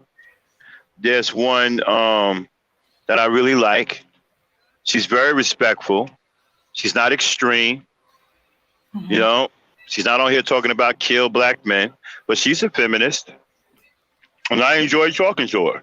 Yeah, what they're doing is they taking the way white feminists act and putting it on us. First of all, it's only been in the beginning there was only a handful of black women who went to feminism, and the rest of us, hey, we just took what they did. So the right to work, hey, we equal pay, equal work, equal pay. Yeah, we all for that, but that don't mean we join the feminist group. Just like, hey, the laws that y'all keep complaining about, they were in favor of single mothers. Hey, so we took advantage of it. We did not make them laws. We did not put them in place. We did not beg for them. We did not march for them. They just were done. If you have a problem with the law, go fuss with Becky. She wanted them laws that y'all complain about. Black men who's getting, not black men, white men who's getting tired of seeing starving white women and white children because their husbands left them or their man ran off or, you know, they just took off walk. They went ahead and pushed them laws in place because they was thinking, well, if it's my daughter or such and such thing. So, hey, get with fuss at Brad and Becky. Mm-hmm. A lot of stuff that y'all complain about weren't even for us. Welfare was not for black people. Food stamp was not for black people. Let me see what else. Let me see. Certain government housing was not for low income. It was not for black people. So look, y'all need to know y'all history, get y'all facts straight. Oh, and the ever present kick they kick you out of your house. No, that's not the way it was. Whenever they were coming around to make their visit, the black man voluntarily left so his family can get the stuff that he wants. Shoot, sometimes he was just like right next door. Or he went down to visit his peoples while they were coming to visit and inspect the house. Yeah, he made sure his clothes were packed in a suitcase or box so there would be no evidence that he was there. Okay, so, all right, we're not going to get off into this whole feminist thing. But my whole problem is feminism hasn't done anything to stop black men from doing nothing. Okay. I haven't met one black man yet that told me feminism stopped him from doing anything. I'm a highly successful black man. Feminism didn't stop me from doing anything. I know feminists. I'm cool with some feminists. I'm not cool with the extreme feminists, but every feminist is an extreme. I know some really cool black feminists. There's two that come on this show every now and then, jump on the panel, and y'all don't even know they're feminists. I know they're feminists because they're so cool in the way they express themselves. They don't hate men. To them, that's not what feminism is about. You know, and they come up here and they kick it with us and they talk. They talk about whenever they see a subject that they like, they'll jump on the panel. And they'll stay up here almost all night and kick it, and you won't even know they're feminists. We got two of them like that. I ain't gonna tell you who they are. I'm gonna let you see if you can figure them out.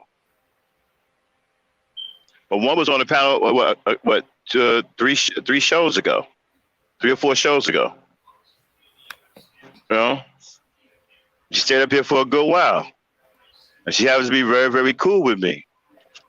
And she's one of the feminists that I respect. She's a very cool black woman. Very, very smart. Like I said, she's not extreme. She don't hate black men. She actually taught me some things about feminism I didn't know. You know, feminism is not about hating black men. At least that's what some of you like to believe. That's not what feminism is about. But like I said, I know two of them who are very cool. And they're very respectful. But then you got some extreme feminists who hate men, who use feminism for the wrong reasons. And they're the ones that are giving feminism a bad name. Feminism isn't anything bad for black men. It's something good for black women, something that they're trying to make good for black women. They're trying to make the concept out to be something decent for black women. But you do have the extremists that's making that hard. That's making that hard. You know.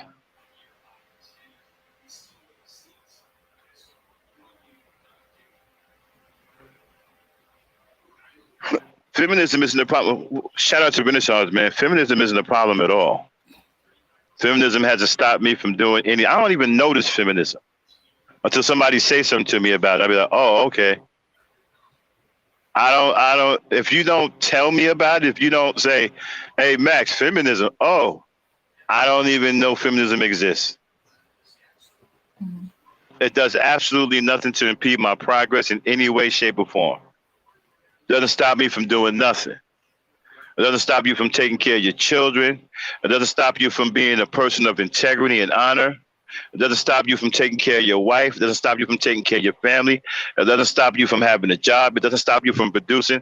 It doesn't stop you as a man from doing a darn thing. At all. Okay, I'll be right back, Max. I'll be right back. All right. So all of this about feminism, okay, feminism, and so what? Feminism did this, no, feminism did. Guys need to come up here. You guys need to stop lying on feminism. Why don't you just admit that you're a bum, you're a lowlife, you're a loser, and you want to be taken care of like an overgrown child. You want to walk around here at the age 42 with a backpack with a PlayStation in it, living a peripatetic existence. That's what you want to do. You want to be a peripatetic individual.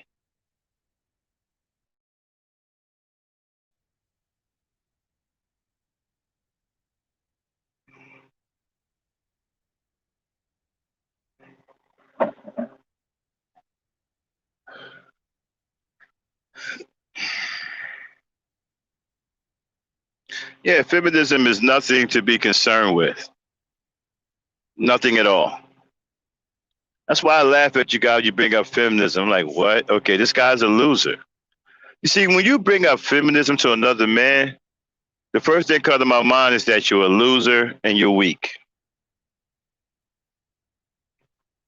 So right off the bat, I know we can't be friends because you're a loser and you're weak. I don't hang out with losers. All my brothers, all the dudes I run with, they're all winners, and they're all strong men.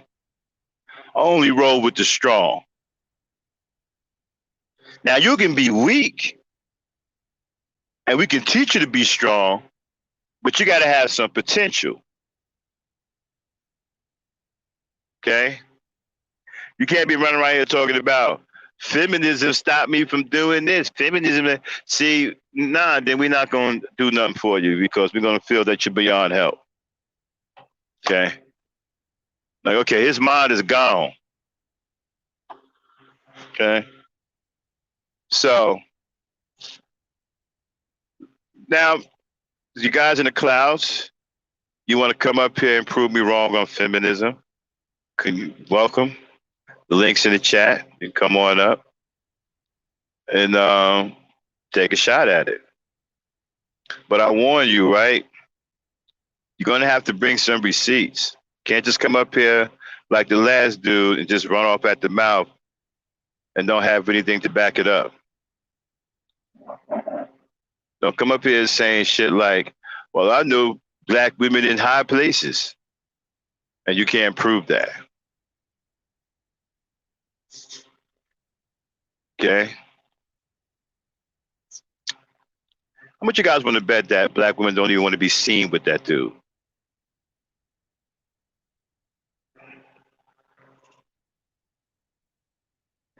Give me a 1 in the chat if you think black women don't want to be seen with that dude, and a 2 in the chat if you think they do. I'm going with a straight up 1. I don't believe black women want to even be seen with that dude.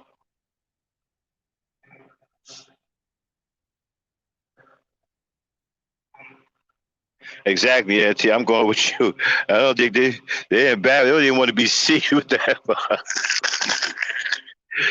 Dude, black women don't even want to be seen with you, bro. Are you kidding me?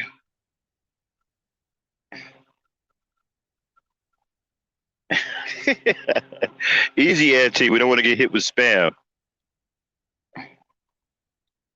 You understand? The paper, I don't know if he got any paper. He talks like a loser. He doesn't talk like a man of means, I know men of means. Like, bro, speak, I can tell you a man of means just by the way you talk. You ain't even got to tell me that you're employed and you got your financial act. Yeah, I could tell by the way you talk you're a man of means. Because I'm around men of means all the time. I'm a man of means myself. It's a certain kind of logic that we have when we speak. When you're a man of means, you develop a certain way of thinking. You develop a certain vernacular. You develop a certain logic when you're a man of means because you have more to protect. You have assets. Okay, you have money. You have assets. So your logic is different. Your vernacular is different. Your whole way of thinking is different. Okay, that's how I can tell a man of means from a man who don't have anything. Okay. He comes across as a dude that sleep on women's couches and get kicked out when they get fed of him being around, and they realize that he's not doing anything to contribute to nothing, and they end up throwing him out. That's the way he come across. He come across as somebody who gets kicked out on the street on a regular. He probably doesn't have any real place to stay. Probably at his friend's house, using the Wi-Fi.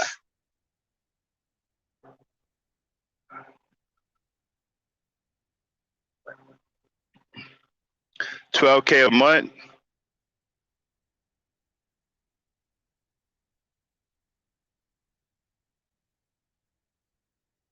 See, even Renaissance man, right?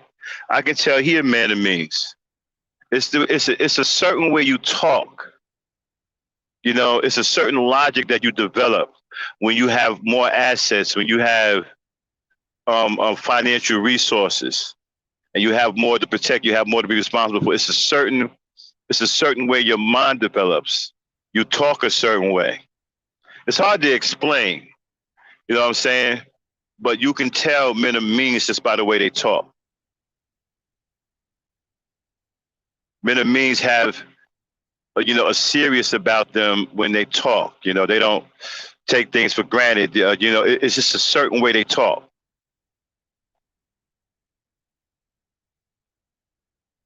You can tell that they're busy men, men who are gathering resources, men who are responsible for different financial situations. They have a lot to protect. They have a lot to look after. Mm-hmm. Exactly, Renaissance man. Yeah, Auntie, they pay for wrenches. They send cash apps to the moderators to get a wrench. Some people are renting out wrenches, like barbershop chairs. Yeah. Some of these popular YouTubers who you only see they got like 500 people in the chat, but only like 3 moderators. A lot of them are renting out wrenches. Okay, there you go, Polo. You know, a lot of them are renting out wrenches. And so, like I say, you can tell a man of means just by the way he talks. That dude doesn't sound like a man of means to me. Like I said, he sounds like a peripatetic individual who gets kicked out onto the streets on a regular. You know, he lives a peripatetic life. He probably has a backpack with a PlayStation in it. That's probably his only real asset, his PlayStation. That's probably his only valuable. Maybe he has room in the backpack for maybe 2 sets of clothes because the PlayStation is going to take up most of the backpack. So he's probably got 2 changes of clothes. Probably also carries a plastic bag to put his underwear in. And he just lives a peripatetic life. And he's probably using his friend's Wi-Fi. Probably works at the local McDonald's, or probably works at a hotel as in housekeeping or something like that, to where he makes about $10,000 or $12,000 a year.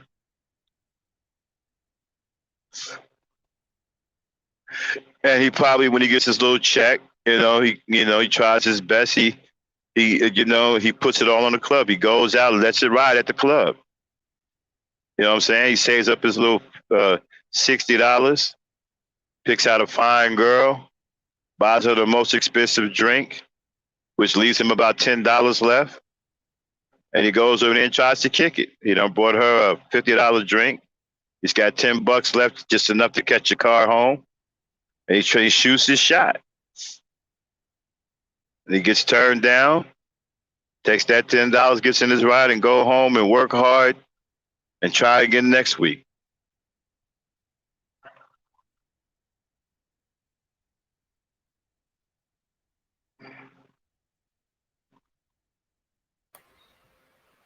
Yeah.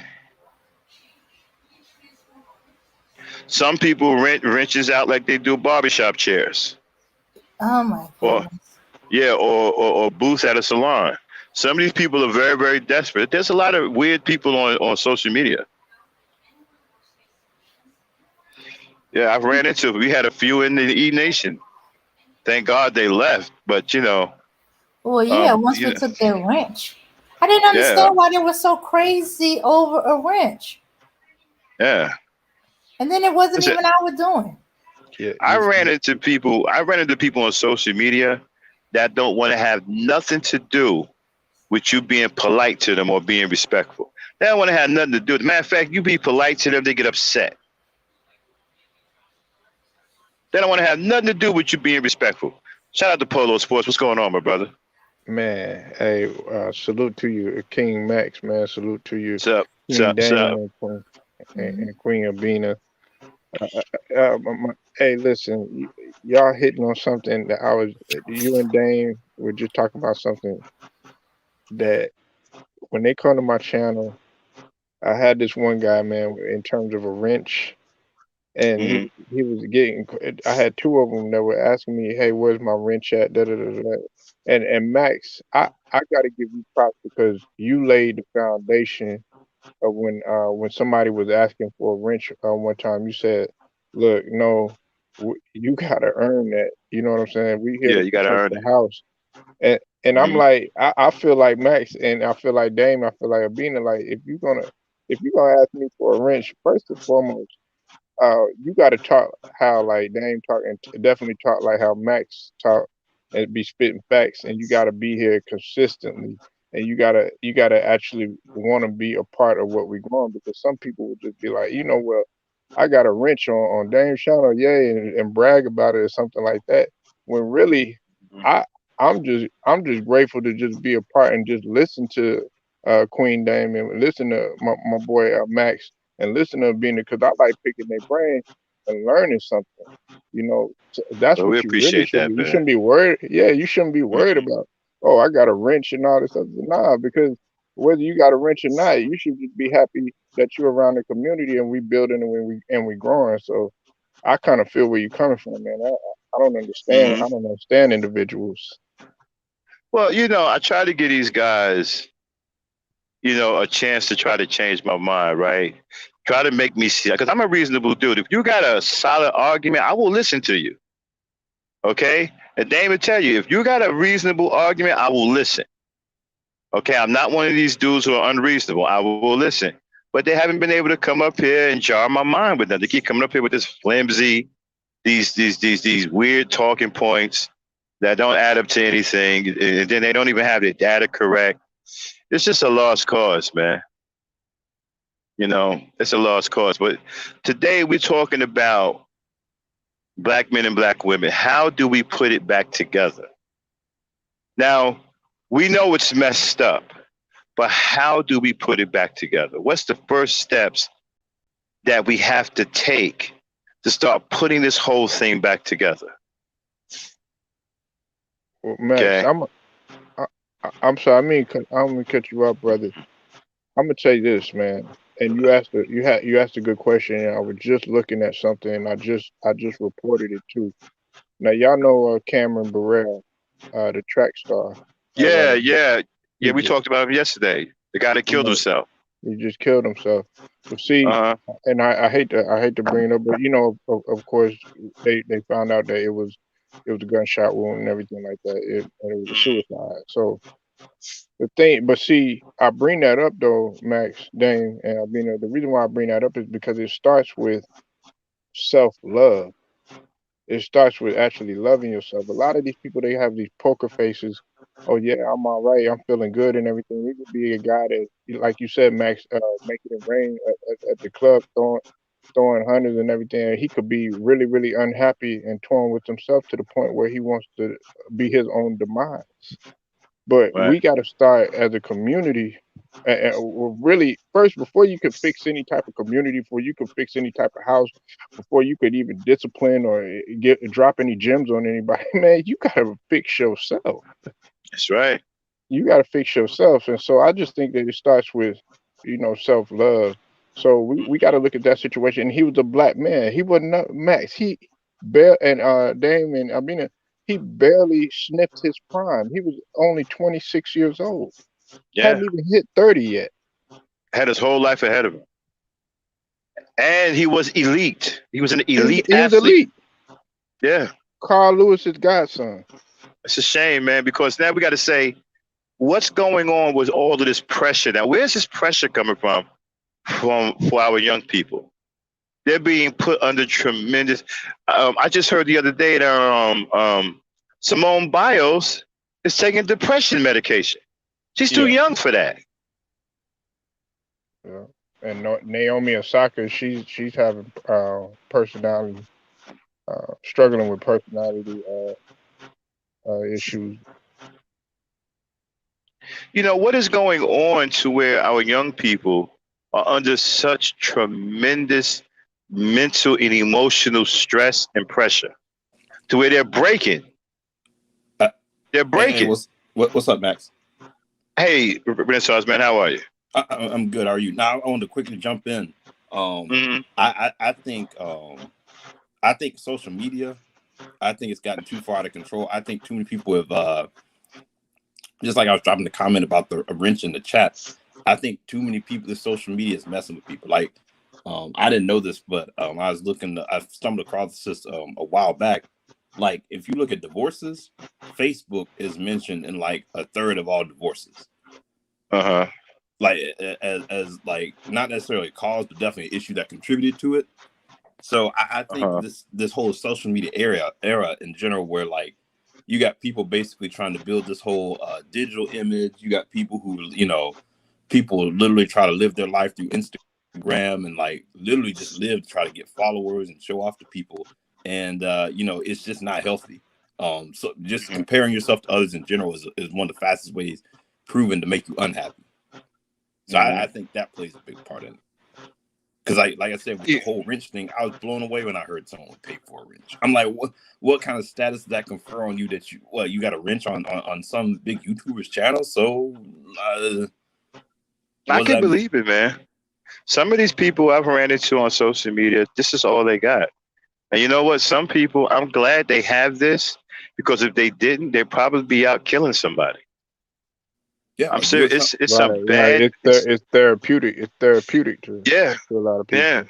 Yeah. Some people, man, when I see this is all they got, I leave them alone. I don't mess with them, because there's something wrong with them, and you know, and they need this. Well, I was gonna say too. I think Polo touched on a little bit that he talked about self-love. I think so much when you describe self-love, so many people think that's a feeling, and I'm like, no, that's an action. Like self-love is taking care of yourself, like mentally, spiritually, physically. You know, getting rid of toxic people who, you know, getting rid of people who don't have your best interest at heart. You know, getting rid of activities that, you know, are gonna not help you reach your goals. I think that's it, because like so much of it, like you said, someone could be out partying and celebrating, and people think, oh, he's just having the best time, he loves his life, and you know, this person's miserable. So you have to look at the behaviors of people and look at, okay, if this person is, I don't care how much dysfunctional behavior this person is engaging in, you know, they got to have something that they're going through in life. Because it's like when you look at the music industry and all that, you know, it promotes like drugs and, you know, alcohol and, you know, sleeping with as many women as possible. It's all of that. And it's like people take that, okay, if you do all that, you must be happy. But then when you start looking at like the long-term effects of this stuff, you're like, oh, wow, like this is not healthy for you at all. And then you find out a lot of these people aren't really even happy to begin with. Yeah, and you know what? We got a couple of hard-hitting comments. I want to read the first one to y'all, see what you guys think. From Phoenix G, she says, they learned that hard work doesn't mean success. They are searching for a less plantation way to survive. What's your take on that? It sounds like she's trying to imply from that comment that like you can work hard, but if these people have sold their soul, then it doesn't. That's something that they had to compromise some of their principles or something, and that's what like they're struggling with, is they've compromised something that means something to them, and no matter, you know, they've worked hard and they got all the success, but you know, it wasn't worth it to compromise their principles. Yeah, they're being taught that hard work doesn't mean success. You know. Well, I mean, I'm gonna piggyback off of what Renaissance was saying, man. You know, we Max and Brother Speak, Renaissance, Dame, and Beanie. See, we live in a microwave driven society. Everybody wants quick, fast, in a hurry. They don't do it the slow cooking way, like in our era. Okay, the hard way. Getting it out the mud where you can appreciate it better. But when you get stuff quick, fast, in a hurry, guess what happens? Then your demise is gonna be quick, fast, in a hurry. Absolutely. And you don't learn to appreciate everything. So I think what Phoenix what she talked about and talk about like the plantation way and stuff like that. Look, I like natural. I love the natural way. I feel like we done got, like Renaissance was saying, about how we talk about the social media stuff like that. I think we've gotten so out of touch with the natural way. What happened to, going to camp, teaching your son how to fish, how to hunt, how to do stuff like that. And I think if we get back and like what Max was saying about the essence of hard work, we actually take that out of we are starting to instill in our offspring and to this younger generation that, oh, nah, you know what, man, you could do it the easy way, and that's gonna work for them, when that really is not the truth.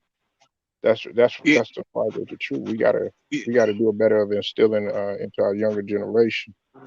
You know what? I'm glad you said that, right? Because that goes to what I was saying the other day about Black men being the only men on the planet that can't feed himself. See, when we were younger, my father took me and my brothers hunt. Hunting is a way of feeding yourself. Okay? He taught us how to hunt and skin animals and prepare them to eat. That's a way of learning how to survive on your own, being able to hunt certain animals and feed yourself. we have a lot of brothers today that don't know how to do that. They don't even know how to shoot. They can't even shoot straight. They out here shooting at each other and killing innocent people. Okay? They don't have that mentality to feed themselves. We're in a deadly situation right now to where we're almost totally dependent on other people to survive. That's not a position that we should be in. That's a bad situation to be in. We depend on the white man for finances. We depend on Chinese people for our wares. We depend on everybody to survive, and nobody depends on us for survival, but they make money off of us. Yeah. Malcolm X said, anytime you have to rely on your enemy for a job, you're in bad shape. Exactly. You're in bad shape, especially for food. You know what? Phoenix Jean also says, she says, also hip hop glorifies drugs, quick money, and access to sex, right? That's facts. Now, I did a show where I talked about Black love, right? And when I was growing up, Black love was all in the music. You couldn't get away from Black love. There was nowhere you can go where you did not hear Black love. It was all in our music. Every time they threw on a song, it was a man singing about love to a woman or a woman singing about loving a man. That's what I grew up on. That's why my mentality is the way it is today about Black people, because I grew up on Black love, and it was in everything that we did. It was all in the community. It was all in the music. You come today, you listen to the music. The music is demonic. It has demonic energy. All they talk about is bad things in the music. It's bad language in the music. It's bad behavior. Bad behavior is encouraged through the music. Disgusting acts of animal sex is also in the music. There's nothing good about the music today, and that's what these kids are listening to everywhere they go in the community. They're banging it in their cars, everything. And I'd ask too, Max, and maybe you can speak. I think I know the answer, but you could argue there is no real that has like a large presence. There is no real like conservative presence like that really like who is the institution of people in the community that say, nah, like we're not with this. This is not good for the young people. This is not good for the community as a whole. Like we're pushing back because like if you look at other communities, like either it's ingrained in their culture, it's their religion, or it's just like their ethos. They're just like, hey, certain things that are popular in the mainstream, like we're gonna push back against that. It's not something we're okay with. We don't, to me, unless I'm missing it, I don't see any of that in our community of a body or a group of people that have a large enough influence to be able to say, like, nah, we don't want gangster rap is not good for our boys. It's teaching them the wrong image. It's not going to be in our household. It's not going to be played. It's not going to be marketed to us. Well, you have to seek it out nowadays. Like the guy with the ethos, or the two guys with the ethos, they need to go out and put their ethos to use and try to attract like minds in the community. Whether it be if you're at a cookout in the park, and a lot of brothers in the park, start having conversations. That's the way we put together our little group in my neighborhood. You know, we met each other at cookouts. Some work at the local youth centers, and we started talking about the community. All right, we got to know each other. Then we started working together. We started doing clothes drives in the community. We got used to working with each other. Now we are a situation in the community that people can come to, and you know, we sit down and talk to people and see if we can connect with people in the community, like the churches or any kind of government facilities that's giving out any kind of help, okay, and guide these people in the right way, or try to get them the best help as possible. We talk to the youth. I walk around regularly when I'm home, and I make young boys pull their pants up. Now, a lot of y'all don't think that's significant, right? No, but it is. I think it is, because if you got a lot of boys who are raised without, you know, men in their home, in their community, you know, and you got that, like I said, that imagery point, you know, pumping out to them, you know, they may not know that that's their only image of what it is to be a man. And if you have that person who, whether people realize it a lot, even when guys are young, like they look for, especially when they're young boys, they look for structure and guidance for other men. They may not tell you, but like I'm sure everybody can remember someone, if it wasn't their father or another male influencer, just someone they may not even know that they were influenced, that you admired as a teenage boy, and that you tried to emulate, and that person could come and correct you, and you respected where they were coming from. So to me, that's big. I don't think you necessarily need a leader nowadays. What I think you need is just a force of people with a singular focus. That's what we have in our community. We have about 16 fathers. We're up to 16 now. I'm not a father, but all of the other brothers who we work with are all fathers. We got some sisters who are joining in now. So, but they all live in the community. All right. And we talk with each other. We go to each other's houses. We have get-togethers. We go around each other's house, backyard functions. We meet at some of the centers in the community, and we talk. And we talk about the school system. We talk about what can we do for these kids. We talk about keeping guys off the street. A lot of these brothers, my community, when I'm not around, they go and hang out around the schools, and they keep drug dealers away from the schools. They keep them away from the children. Some of these brothers are police officers that live in the community, and they go and they hang out and they time off, and they keep riffraff from around the schools. So it has to start in your community with maybe one guy, two guys. It could be a guy and a girl, and you could start with a function, right? Somebody may have a function going on in the community. Take advantage of any kind of a function that's outside. Sometimes they have job fairs, right? Take advantage. Go in there and start talking to other parents. Find out, gauge what's going on in the community and see if you can make connections, and start drawing up some ideas. I know Max, Renaissance man. I know when we grew up over here in Texas, we used to have a thing. Y'all probably had it too, Max and Renaissance, everybody else. It was a thing. It was called Fellowship for Christian Athletes. Fellowship of Christian Athletes. Now, some people might be like, oh man, nah. They had two things. They had community in schools, and they had Fellowship of Christian Athletes. Now check this out, okay?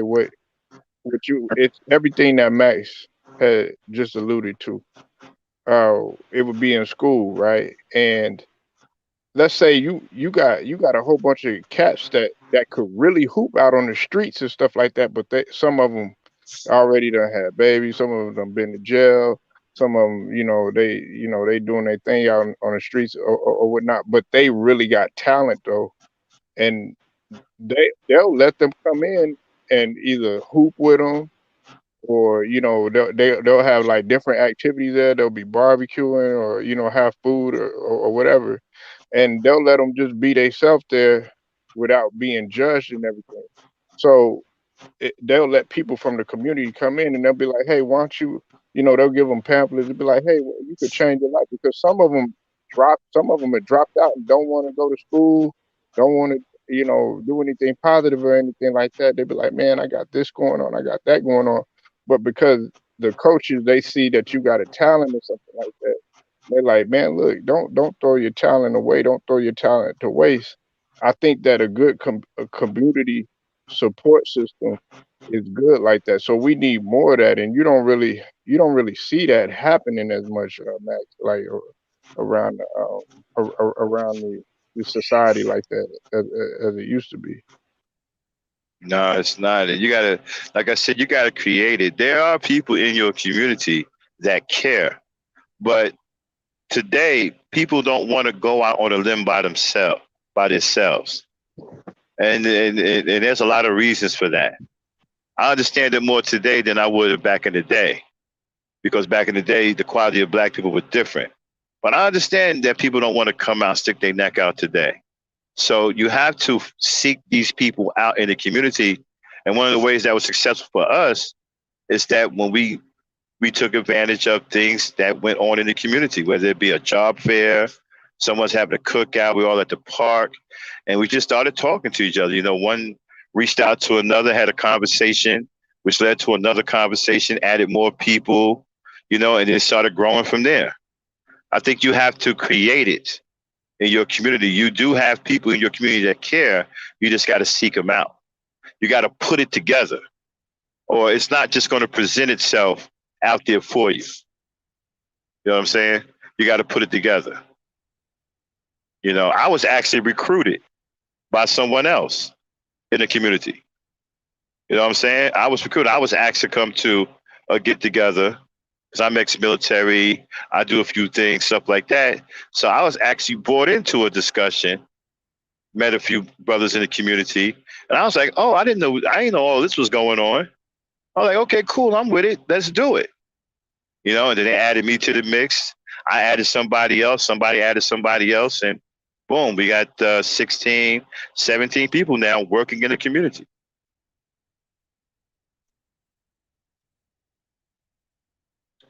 So, you have to put it together. You got to look, you have to gauge your community, talk to the people you can talk to in your community. Now, what is this? The millennials want to work smarter, not harder. They hate corporate. They hate government. They hate 8-hour-a-day lock-in and box slavery. They saw us do it and are defiant against burning themselves out. Well. Okay. Polo wants to speak because his phone is about to die. Go ahead. I think he dropped off. Oh, shucks. Oh, well, I guess it died a little sooner than he expected. Yeah. Well, to answer that, I don't know what they're going to do because much hasn't changed. You still have boxing, slavery jobs. Okay, you still are working 8 hours a day. Some people are working 8 hours. Shit. Some people are working way more than that. Well, yeah, I just got through doing 16 hours, right? Yes, 8 hours. Shit. I work 7 days a week. So I think part of this, you got to throw in the right skills in there, because you got the right skills out here. You can work from home. You can demand a lot better pay. But that's the thing. People got to have the right skills to be able to demand those better benefits in the market. That could be blue collar. That could be the right degree in college. It's all of those things. But you like I said, you just got to be in that right industry. And you got to have a plan too. The black collar workers, the guys I call black collar workers, are the ones who drive forklifts, the guys who unload trucks, with their bare hands, the guys who work at McDonald's. These are black collar workers, right? You got to have a plan when you go to work, okay? If you don't have a plan, then work is going to burn you out. You're going to feel like you're going to a slave camp because you don't have a plan. Put a plan together. If you got a plan, you'll enjoy going to work because you're working towards a specific goal. If your plan is to have a house in 3 years, all right, and that house costs $50,000, and you're trying to do it to save money, well, you need to put a certain amount of money away to work towards that house. If it's going to take too long, then you know that you need to get a new job, right? So go look at a job that you want. If you got to have skills, acquire the skills. You got to have a plan. If you don't have a plan, then the job is going to be a dead end for you. Put together a plan. If you have a plan, you'll enjoy going to work because you're not going to be there much longer because you got a plan. You're working towards a plan. Yeah. Well, yeah. Well, the working smarter is not a problem. The problem is a lot of these people they're trying to find an easy way out as opposed to working smarter. You still got to work. There is no getting around work, but you don't have to slave yourself for the rest of your life to do it. So the work is smart is not the problem. It's just the people want to find an easy way out and they don't want to work to do it. They don't even want to do no work. They want everything given and they don't want to put in no effort to do anything. Nope. And so when they find out that they'll take the easy job, but they don't want to advance to it, at the very least try to facilitate a lifestyle that they want. No, they'll just stay at this low end job forever, and then keep complaining about it, and then wonder why everybody else is getting ahead while they just still staying at the bottom, and then they want to blame everybody else. Right, and I still, I need them to define what is working smarter. Okay, you said work smarter. Okay, tell me how. What is working smarter? Okay, if you're unloading a truck by hand, what is working smarter when you pick up a package and you put it on a pallet? Tell me how you do that smarter. Do you put your hand underneath or you put it over the top? What is working smarter? You got to tell me what working smarter is. Because Right. even if you're working smarter, like Bro Speak said, you still have to work. And working smarter isn't necessarily going to get you out of an 8-hour-a-day job.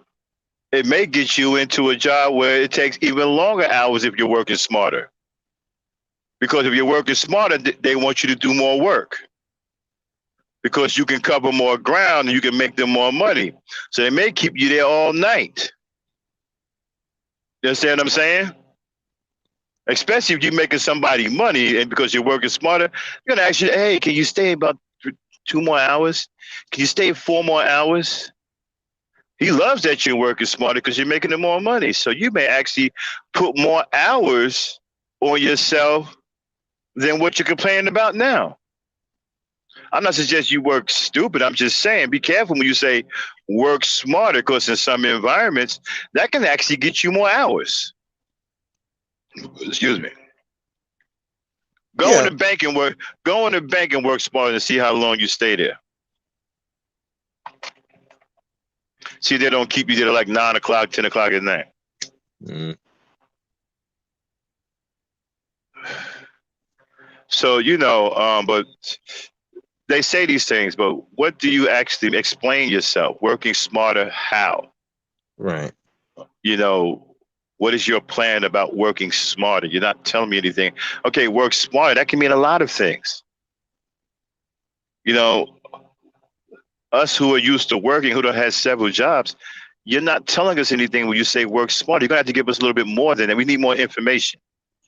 We know how to work smarter, but what do you mean when you say working smarter? Give me some more information. See, people who are not used to working, that sounds like something to them. But us who've been working almost all our lives and had several different jobs, that doesn't do anything for us. You're going to have to give us more than that.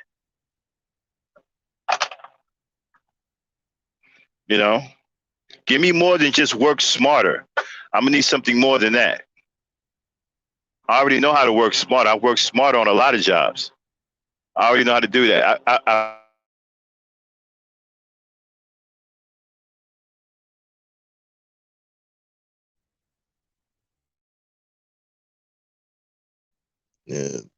Hello?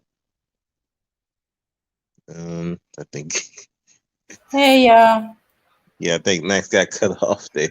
Oh, shucks. Okay, let me take this down so I can see the screen better. Okay.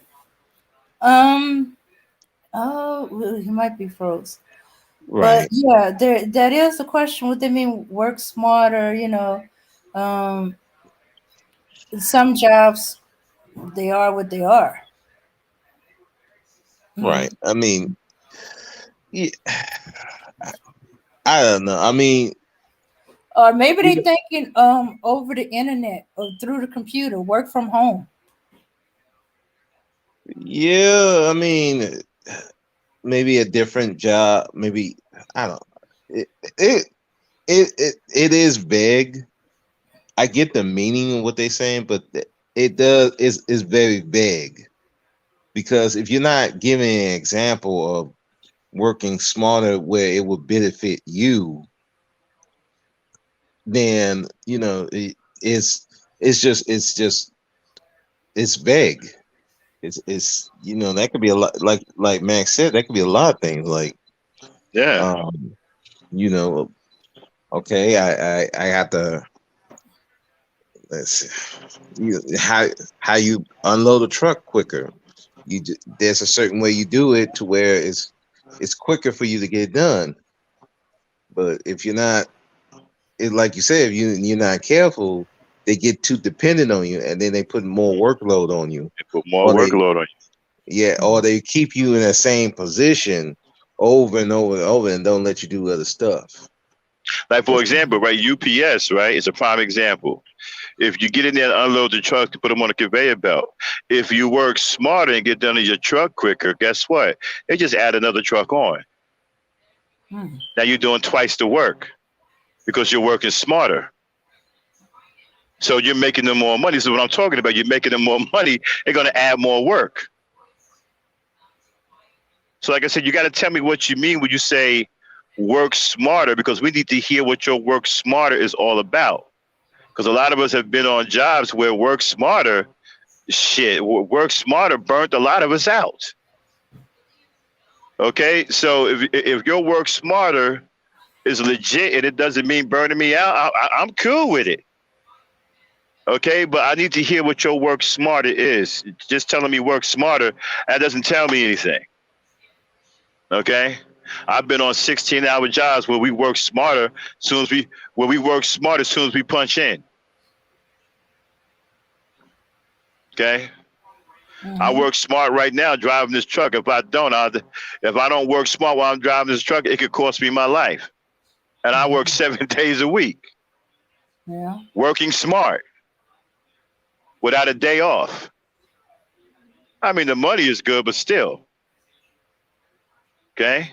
So you have to you see, you guys, you sound cute with your rhetoric, but to veteran people who've worked, you don't sound like anything to us. It's not impressive. We need to hear what your work smarter is all about. Okay, before we can get on board with what your work smarter. Tell us what your work smarter is. And it also got to be tailored to specific situations, like specific people's jobs. Right. Like you said, working smarter for them, okay, you find out an easier way where you can get better pay. But for someone else, like you said, it could be, okay, now I got another truck to unload when I could have just stayed working slower and just dealt with that one. Now I'm dealing with 2 or 3. Right. And did you realize that working slower was actually working smarter? Right. Mm-hmm. Yeah, I was working. I was working at a food place. I mean, a fruit. They deal with fruit and vegetables, and we had to print out the totes. Yeah. So, I was trying to do it a faster way, and the guy was like, "Hey, dude, no, you finish this up quick. They just gonna bring us more stuff." That's right. Just slow it down. So this is all we gotta do. So Yeah. Like I said, it depends on what your smarter is.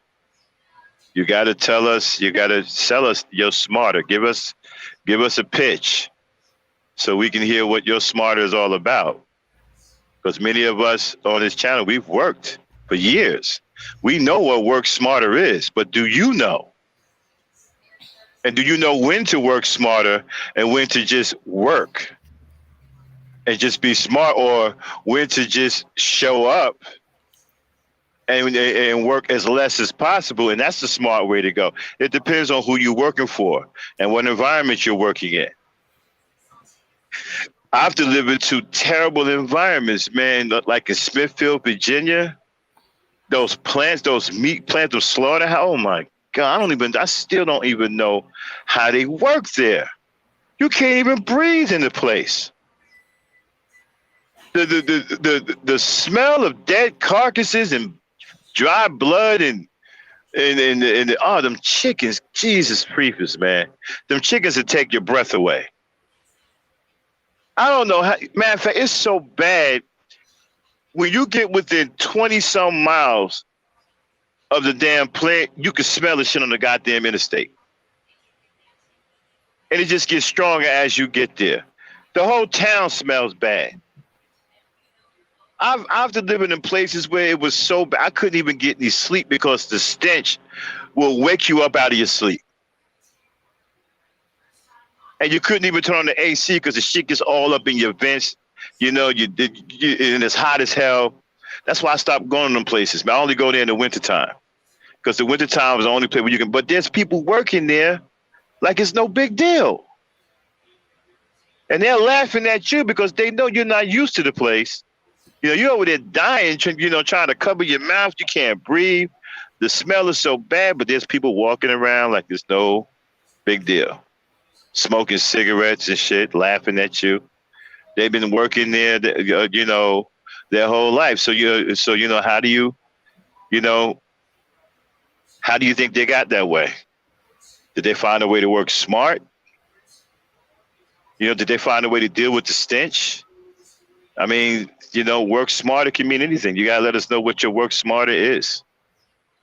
You know, a lot of guys, when they talk, they just want to hear themselves talk, you know, because you think you've got something intelligent to say.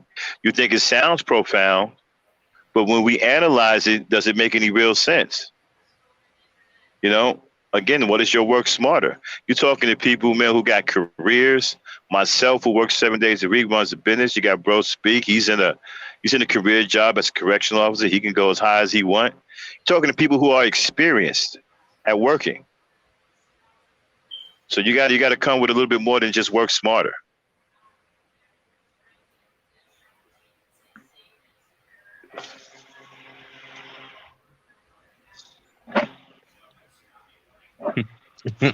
I'm like, I don't dream of labor movement. Briggs, man. Briggs, what you guys are talking about with the younger generation is called the I don't dream of labor movement. Well, I don't know how the hell they're going to make any money. They're going to be walking around here with empty pockets. Oh, man. Start calling y'all empty pockets, man, instead of millennials. There is no, like Bro Speak said, there's no getting around work. You're going to have to work. If you're going to make some money, you want to take care of yourself, you're going to have to secure resources, you're going to have to work. Ain't nobody giving it to you.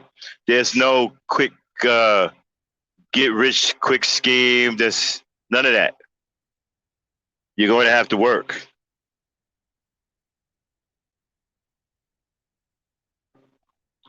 You know, the artificial intelligence thing, don't get spooked by that.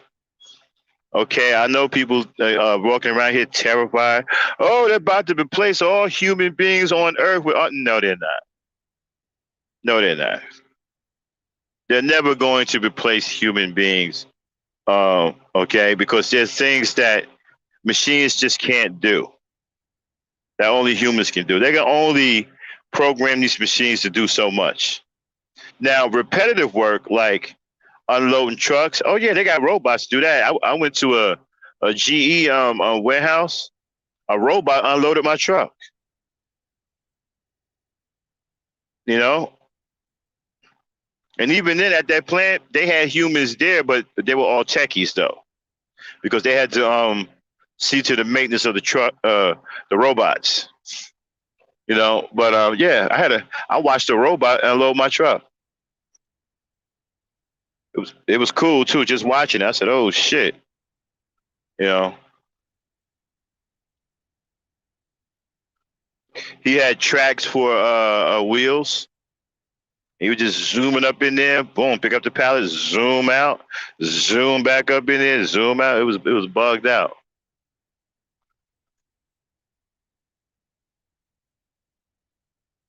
Yeah. Yeah, I don't think you can't fully take away the human element of, no, especially in retail, because you know, even like with Walmart, they have the self checkouts. People still go over to deal with the cashier because you know they still want that human experience. Exactly.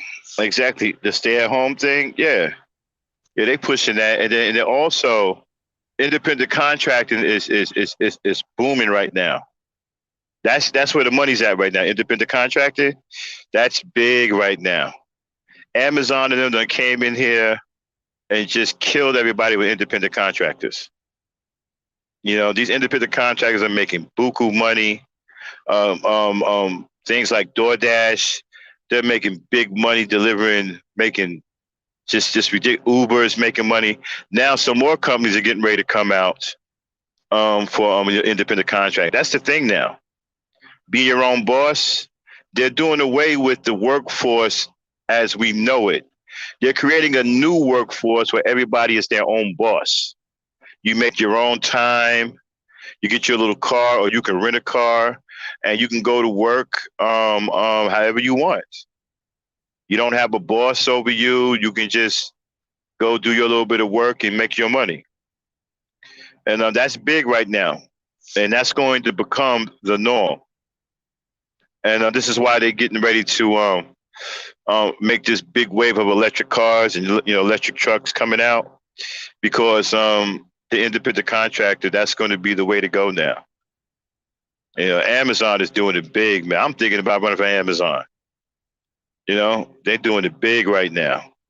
They got independent contractors all over the place, and people are making good money. And there are more companies getting ready to come out like that. And if you can drive a car, you can make money. Yeah. And these independent jobs are easy to get. You don't have to go through. It depends. Now some of them you still need a background check, right? But they're not as now. You still can't be a rapist or a killer. Don't nobody want you working for them. But if you've been in jail for, I don't know, robbery or something like that, they really not going to trip on that, because it's not like you're working at the company itself, where they got to worry about you or stuff like that. You're an independent contractor, so they're more lenient. But you still can't be a rapist or a pedophile or nothing like that. They won't even let you sign up. But that's where it is right now. Basically, the independent market is just like the truck driving market, right? They're moving goods and services through personal vehicles now, and vans. And they're using the people to do it, and it's paying. They're paying people, man. And plus, you can get more, you can get write-offs. Now, here's the thing about the independent contractor. It sounds good, but you're going to have to manage your own taxes. Because at the independent contractor, they don't take nothing out of your check. You get your full paycheck, and you got to do it. Right. So if you made $2,000 that week, you're gonna get $2,000. You ain't gonna get $1,750. You're gonna get $2,000. It's up to you to pay the government. Mm-hmm. And if you don't get an accountant on board right away, then you could really get in some serious trouble. Yeah, I had to deal with that this year, trying to figure that stuff out, because I was doing Uber for a minute. I had to stop because of COVID, and my main job took a lot of my hours, so I didn't really have time to do the Uber. So, but I was making some decent checks. Doing it. Yeah, but I was talking to. Yeah, but man, the taxes doing that stuff, because you can't use that 1040. Can't use that. You got to use the 1099. Yep, the 1090. Yep, and you got to, and they don't teach you how to. They don't teach you how to use it. You have to figure that out on your own. And keep all your receipts, all of them. All of that. I don't give a damn if you bought a piece of bubble gum. Get a receipt. Mm-hmm. Yeah, get a receipt.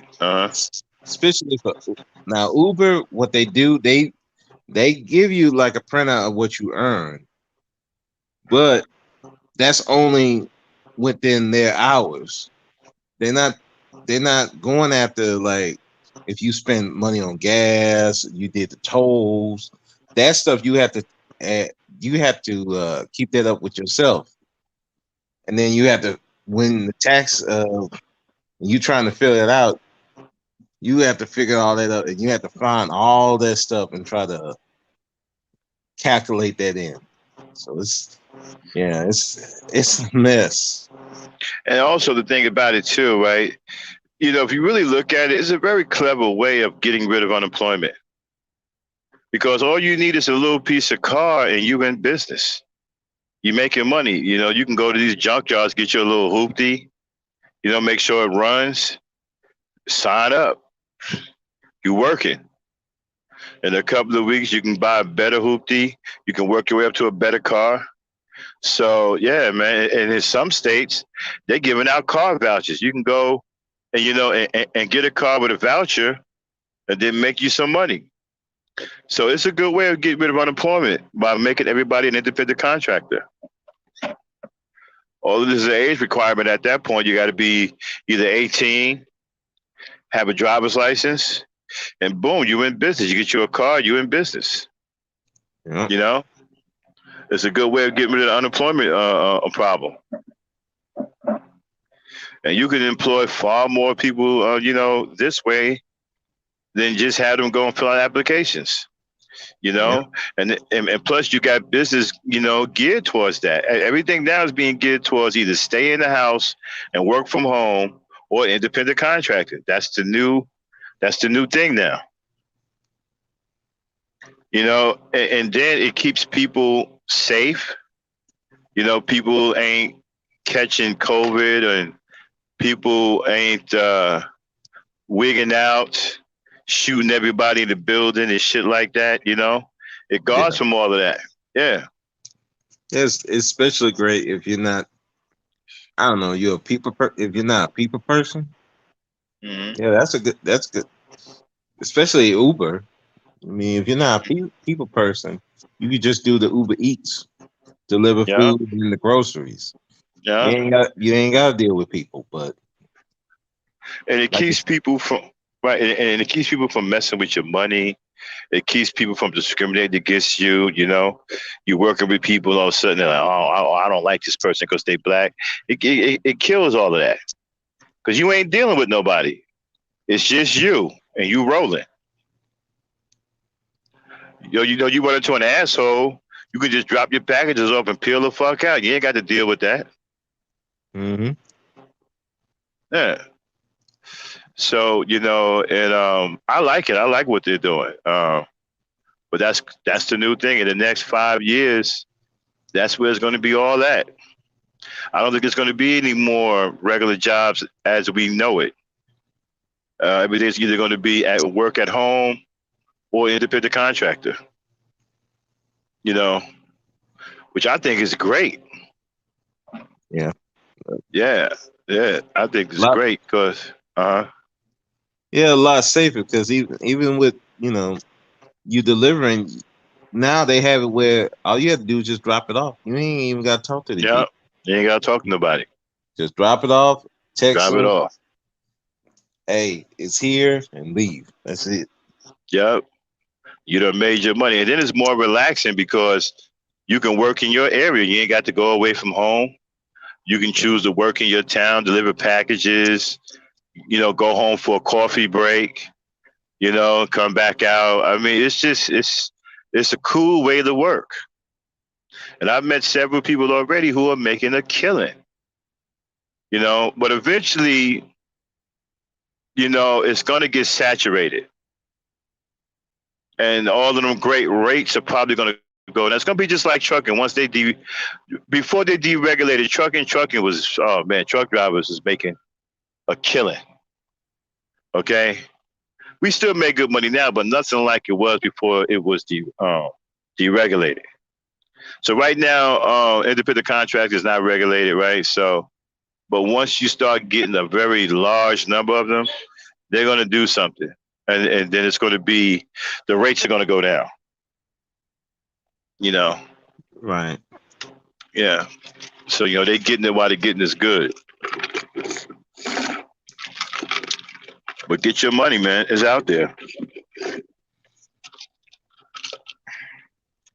Absolutely. Yeah. All right, everybody, we get ready to shut it down. We got to get ready for ladies' night tonight because I got to get on the road. Want to thank everybody for coming up, bro. Speak, Renaissance man, Dame. Uh-oh. Dame. Did she go and fall asleep on me at 4:30 in the afternoon? She's probably dealing with family. She did say she was relative. Hey, bro, hold it down for a few minutes. I'll be right back. Okay, I got you. Yeah. Oh,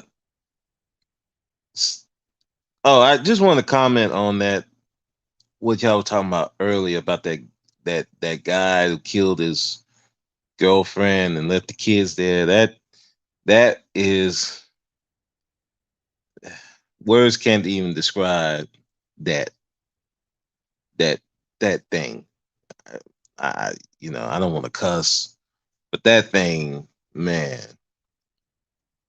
All I can say, I hope he dies slow and painful. That's all I can say with that. Die slow and painful. Because just the thought that you would leave the kids there with the mother dead, and you let them there for 5 days. Just I can't even describe stuff like that, man. That's just it. Hope he dies slow and painful. I don't blame that the lady's mother for saying what she said. Mm-hmm. Yeah. Oh, there you are, Frank. Dane, what's up? Yeah.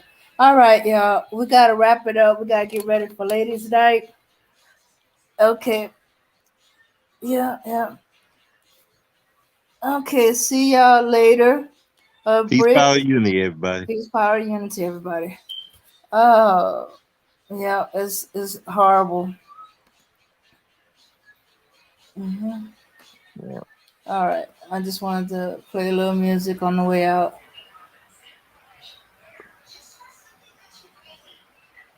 Oh, okay. All right. Technical difficulties. Yeah, okay. Too many tabs up. Peace, everybody. All right. All right.